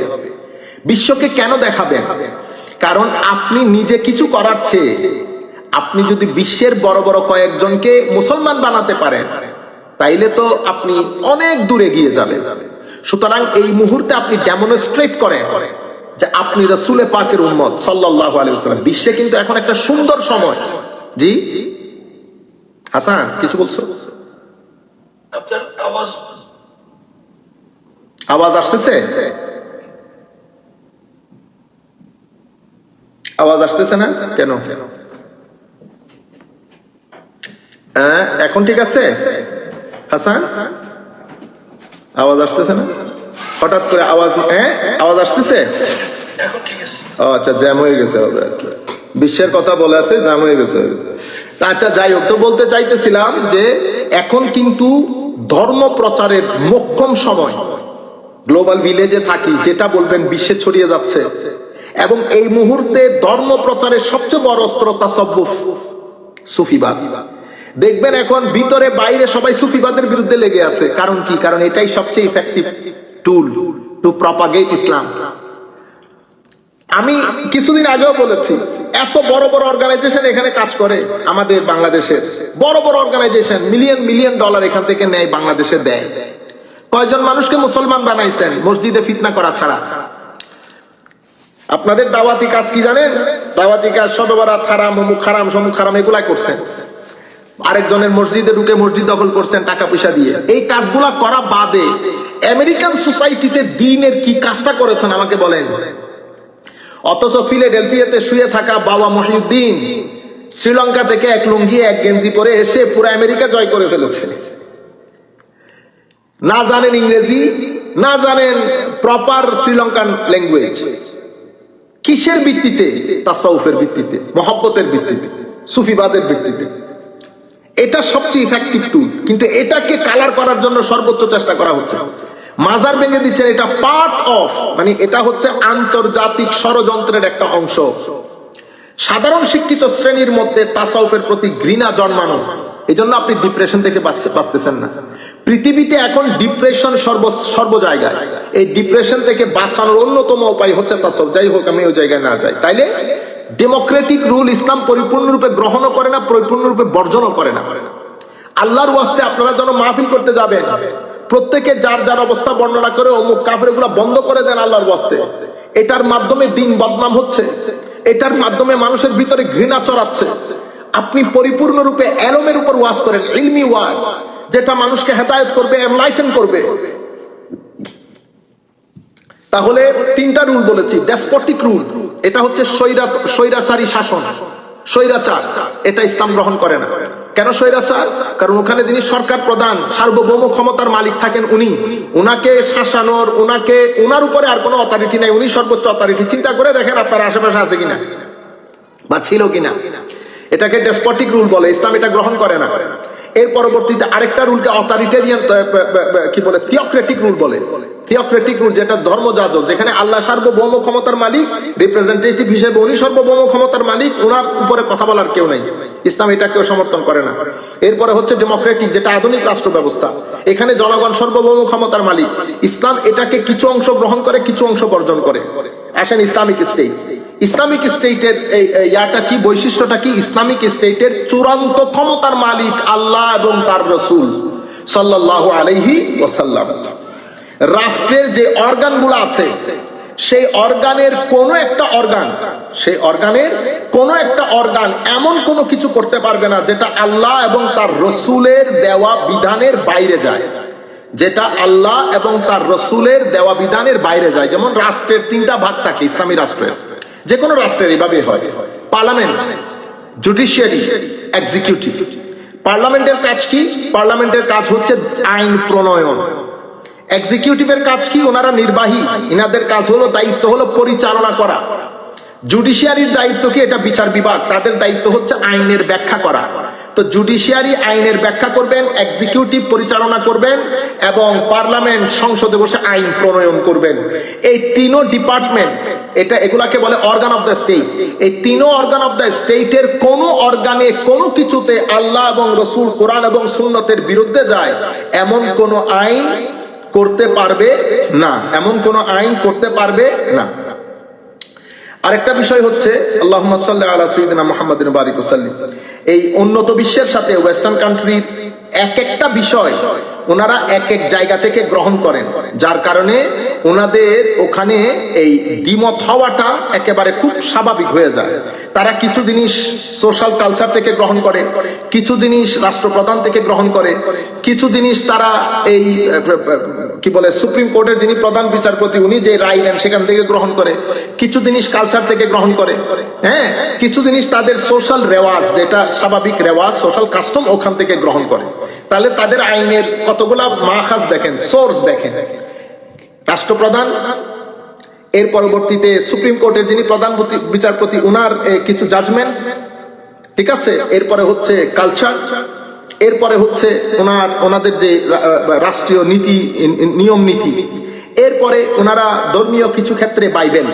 তাইলে এগুলা হচ্ছে ওদের সোর্স। আর আমাদের সোর্স কোরআন এবং সুন্নাহ। আমাদের সোর্স কোরআন এবং সুন্নাহ। কোরআন এবং সুন্নাহ যাহা কিছু বলিবেন তাহা গ্রহণযোগ্য, যাহা থেকে বাঁচতে বলিবেন তাহা থেকে বেঁচে থাকা আমাদের দায়িত্ব। এই হচ্ছে, আমরা আর দীর্ঘায়িত না করি, যেহেতু বাংলাদেশে আপনাদের ওখানে প্রায় 1:45 না হাসান? 11:45। ও আচ্ছা, 11:45, হ্যাঁ না 12টা বাজছে, কালকে যেহেতু জমা আছে। তাইলে আমরা আর আপনাদেরকে ডিস্টার্ব না করি। তো আমরা আজকে আপনাদের সাথে যে বিষয়গুলো নিয়ে আলাপ করেছি, আমরা ইসলামী রাষ্ট্রের মূলনীতি, রাষ্ট্রের ধরন এবং ইসলামী রাষ্ট্র কোন ধরনের সিস্টেম গ্রহণ করে সেই বিষয়ে আমরা চেষ্টা করেছি আপনাদের সম্মুখে তুলে ধরার জন্য। বাকি ভুল ত্রুটি আল্লাহ রাব্বুল আলামিন ভালো জানেন। আমরা আমাদের মতো করে চেষ্টা করেছি একটা কনসেপচুয়াল ক্লারিটি দেওয়ার জন্য। এভাবে আরো অনেক রেলেভেন্ট সাবজেক্ট আছে এটার সঙ্গে, যেমন জিজিয়া একটা বিষয় আছে, নন মুসলিমের একটা বিষয় আছে, নারীর ওমেন্স এর একটা বিষয় আছে। মনে রাখবেন, এই ইসলামী যেই রাষ্ট্রনীতি বা ইসলামী রাষ্ট্র, এটা কোনো মানে বিন্দেশের একটা বিষয় না। এটা আমরা যে পৃথিবীতে থাকি সেই পৃথিবীর একটা নিয়ম, সেই পৃথিবীর একটা নীতি। তো পৃথিবীর মধ্যে যেভাবে ডেভেলপমেন্ট এসেছে, আমাদের এই ডেভেলপমেন্ট গুলোর মধ্যে কোনো অসুবিধা নেই ডেভেলপমেন্ট গুলো গ্রহণ করতে, বুঝতে পেরেছেন? কিন্তু আপনি যখনই কোনো ইন্টারভিউ দিতে যাবেন, ঠিক আছে, সে আমাকে ইসলামী রাষ্ট্রের মূলনীতিগুলা বলতে দেয় না। সে আমাকে ইসলামী রাষ্ট্র ব্যবস্থার সাথে আধুনিক রাষ্ট্র ব্যবস্থার ফারাকগুলা কোন কোন জায়গায় বলতে দিবে না। ইন্টারন্যাশনাল ওয়ার্ল্ড প্রপাগান্ডার ক্ষেত্রে দুইটা জিনিসকে হাতিয়ার হিসেবে গ্রহণ করেছে, তিনটা জিনিসকে বলকে। একটা হচ্ছে ইসলামী রাষ্ট্রে নারীর অবস্থান, ইসলামী রাষ্ট্রে নন মুসলিমের অবস্থান, ইসলামী রাষ্ট্রে জিজিয়া প্রদান। এই তিনটা জিনিস দিয়ে ওরা, আচ্ছা, চতুর্থ বিষয় হচ্ছে ইসলামের প্যানাল কোডের যে সাজাগুলো আছে, যে কয়েকটা সাজা, এগুলাকে সামনে রেখে ওরা প্রপাগান্ডাটা চালিয়ে যায়, বুঝতে পেরেছেন? তো আমাদের এখানে যারা সেকুলার এডুকেশন করেছে, ওরা যে বইপত্রগুলা পড়েছে, তারা এই জিনিসগুলাকে খুরমা খেজুরের মতো গ্রহণ করে। আর আমরা যারা এই বিষয়গুলা কথা বলতে আসি, যেহেতু আমাদের তো আইডিয়া নেই এই বিষয়ে, আপনার যখন এই বিষয়ে পড়ালেখা থাকবে না, চুপ করে থাকা বেটার। তো আমরা তবুও কথা যেহেতু বলতেই হয়, তো আমরা কি করি, কনফিউজড হয়ে যাই, মানে কোনটা বলবো কোনটা ছাড়বো, নিজেদের মধ্যে একটা কনফিউশন তৈরি হয়। আর আমাদের এখানে আমরা সেইভাবে এগুলা রিসার্চ করি নাই, আমাদের এগুলা পরিপূর্ণ গবেষণা করতে হবে। আমরা যারা ইসলামী দল করি, আমাদের পরিপূর্ণ গবেষণা করতে হবে, আমাদেরকে অনেক বেশি আপডেটেড থাকতে হবে। আমরা যখন কোনো টক শোতে বসবো, বিএনপির লোক বসবে, আওয়ামী লীগের লোক বসবে, জাতীয় পার্টির লোক বসবে, তখন আমার আওয়াজের মধ্যে অনেক বেশি কনফিডেন্স থাকতে হবে, আমার আওয়াজ অনেক বেশি নলেজেবল হইতে হবে, অনেক বেশি ওয়াইজ এবং উইজডম থাকতে হবে। কারণ আমি কোরআন সুন্নাহর ধারক, আমি পৃথিবীর সবচেয়ে স্মার্ট, সবচেয়ে পৃথিবীর দামি মানুষ, সবচেয়ে প্রেইজ দ্য চোজেন ওয়ান মুহাম্মদুর রাসূলুল্লাহ সাল্লাল্লাহু আলাইহি ওয়াসাল্লামের পক্ষ থেকে প্রতিনিধি। কারণ আমি যাই, আমার কাপড় চোপড়ের ঠিক নেই, পান খেয়ে আমি মুখ একটা লাল করে রাখি। আধুনিক সমাজের কাছে আপনি চিন্তা করে দেখেন আপনি কাকে রিপ্রেজেন্ট করতেছেন। এরপরে যদি আপনি আধুনিক ড্রেস আপ গেট আপ নিয়ে যান, আপনাকে বেদাতের ফতোয়া দিবে, হারামের ফতোয়া দিবে। আজীব একটা সোসাইটির মধ্যে বসবাস করে। আর বেটা হারাম বলার আগে, হারাম আপনি করলে হবে না, তো হাসানকে হারাম করতে পারবে নাকি? আমাদের এখানে শফিউল আলম গরিবি, উনি কি হারাম করতে পারবেন? হারাম করার জন্য আল্লাহ বা রসুল হারাম করবে, আপনি হারাম করতে পারবেন না। তাইলে আল্লাহ রসুল যেটা হারাম করেছে কোথায় করেছে সেটা বলেন। কোন নসের ভিত্তিতে কোন মুফতি যখন ফতোয়া দেন, কোন ইমাম যখন ফতোয়া দেন, সেটা গ্রেডের দিক থেকে, গ্রিপের দিক থেকে অনেক নিচে নেমে যায়, বুঝতে পেরেছেন? মাহফিলের মধ্যে গতকালকে একটা তকরির শুনলাম, আমি রাতে বসে বসে হাসছি। আমাদের গ্রুপের মধ্যে, আমাদের একটা গ্রুপ আছে, ওই গ্রুপের মধ্যে একজন একটা ভিডিও শেয়ার করেছে আমাদের বর্তমান যুগের ওয়াজের। আপনারা সব জালগুলো ওয়াজের ময়দানে দেন কেন? বই লিখেন এটার উপর, আর্টিকেল লিখেন এটার উপর, এটার উপর একটা একাডেমিক টক দেন। সব তাকুয়া পরহেজগারি ওই যে ওয়াজের মাহফিলে, তো ওয়াজের মাহফিলে এত তাকুয়া পরহেজগারি নিয়ে গেছেন, আপনি বলে সত্য কথা আল্লাহ রসুলের দরবারে আটকাই যাবেন। 40-50 হাজার টাকা নিয়ে যে এটা চুক্তি করে যে গেছেন, সে আল্লাহ রসুল জিজ্ঞেস করবে না আমার ওয়াজ, আমার এই দাওয়াত কাজ পৌঁছানোর জন্য যে 40,000 টাকা 50,000 টাকার বাজেট করছো? আজি ওখানে ফতোয়ার উপর ফতোয়া, সবাই ফতোয়া, সুবহানাল্লাহ, সবাই ফতোয়া দেয়। পুরো বাংলাদেশে 2 জন মুফতি পাওয়া যাবে না, 2 থেকে 3 জন। ও ভাই, ফতোয়ার কিতাব পড়ে কোন জায়গায় কোন ইমাম কোন ফতোয়া দিয়েছে বুঝতে পেরেছেন? এটা জানা মুফতি না, এটা জানার নাম মুফতি না, বুঝতে পেরেছেন? যাই হোক, ওইটা আমাদের বিষয় না। তার পরবর্তীতে তাহলে আমাদের এই বিষয়গুলো পরিপূর্ণরূপে স্টাডি করা দরকার, জানা দরকার। আমরা যদি না জানি না বলবো, এবং এটা যদি আমরা ভবিষ্যতে আস্তে আস্তে এটা ডেভেলপ করে জাতিকে জানাইতে না পারি, আপনি জাতিকে, কারণ আপনার কাছে দুইটা অস্ত্র, হয় আপনি অস্ত্রের মাধ্যমে ক্ষমতা দখল করবেন, অথবা জনমত প্রতিষ্ঠা করে ক্ষমতা দখল করবেন। অস্ত্রের মাধ্যমে ক্ষমতা দখল ইসলামের মধ্যে না যায়, সেটা আমার নবী মক্কা শরীফে করেন না, ইচ্ছে করলে করতে পারতেন, কিন্তু আমার নবী করেন না, জনমত তৈরি করেছেন। জনমত তৈরি করতে গেলে আপনাকে জনগণের সাথে মিশতে হবে, আপনি পড়তে হবে, মানুষকে পড়াইতে হবে। আমি এখন যে কাজগুলা করছি সেটা হচ্ছে আপনাদেরকে ডাকলাম, আপনাদেরকে জিনিসগুলা তুলে ধরলাম, আপনারা বুঝতে পারলেন, কনসেপচুয়াল ক্লারিটি হলো। আপনারা যদি 15-20 জন মানুষকে এটা পৌঁছিয়ে দেন, তাহলে আমরা একটা সার্কেল তৈরি হয়ে গেল। আমরা আমাদের কাজগুলা আমাদের সাধ্য মতো করতেছি। আল্লাহ আমাদের হামিও নাসের হোক, আমরা আর আপনাদের বিরক্তির কারণ না হই। আপনারা যদি চান এটাকে আমরা কন্টিনিউ করবো ইনশাআল্লাহ। আমরা ধাপে ধাপে ধাপে ধাপে বেশ কিছু জিনিস আপনাদের সম্মুখে, এই ইসলামী রাষ্ট্র ব্যবস্থা, খিলাফা, এগুলার উপর, এরপর আমরা অনেক বিষয় এখানে অ্যাড করতে পারি ইনশাআল্লাহ, আল্লাহ যদি তৌফিক দান করে। ধন্যবাদ আপনাদের সবাইকে। আসসালামু আলাইকুম ওয়া রাহমাতুল্লাহি তাআলা ওয়া বারাকাতুহু।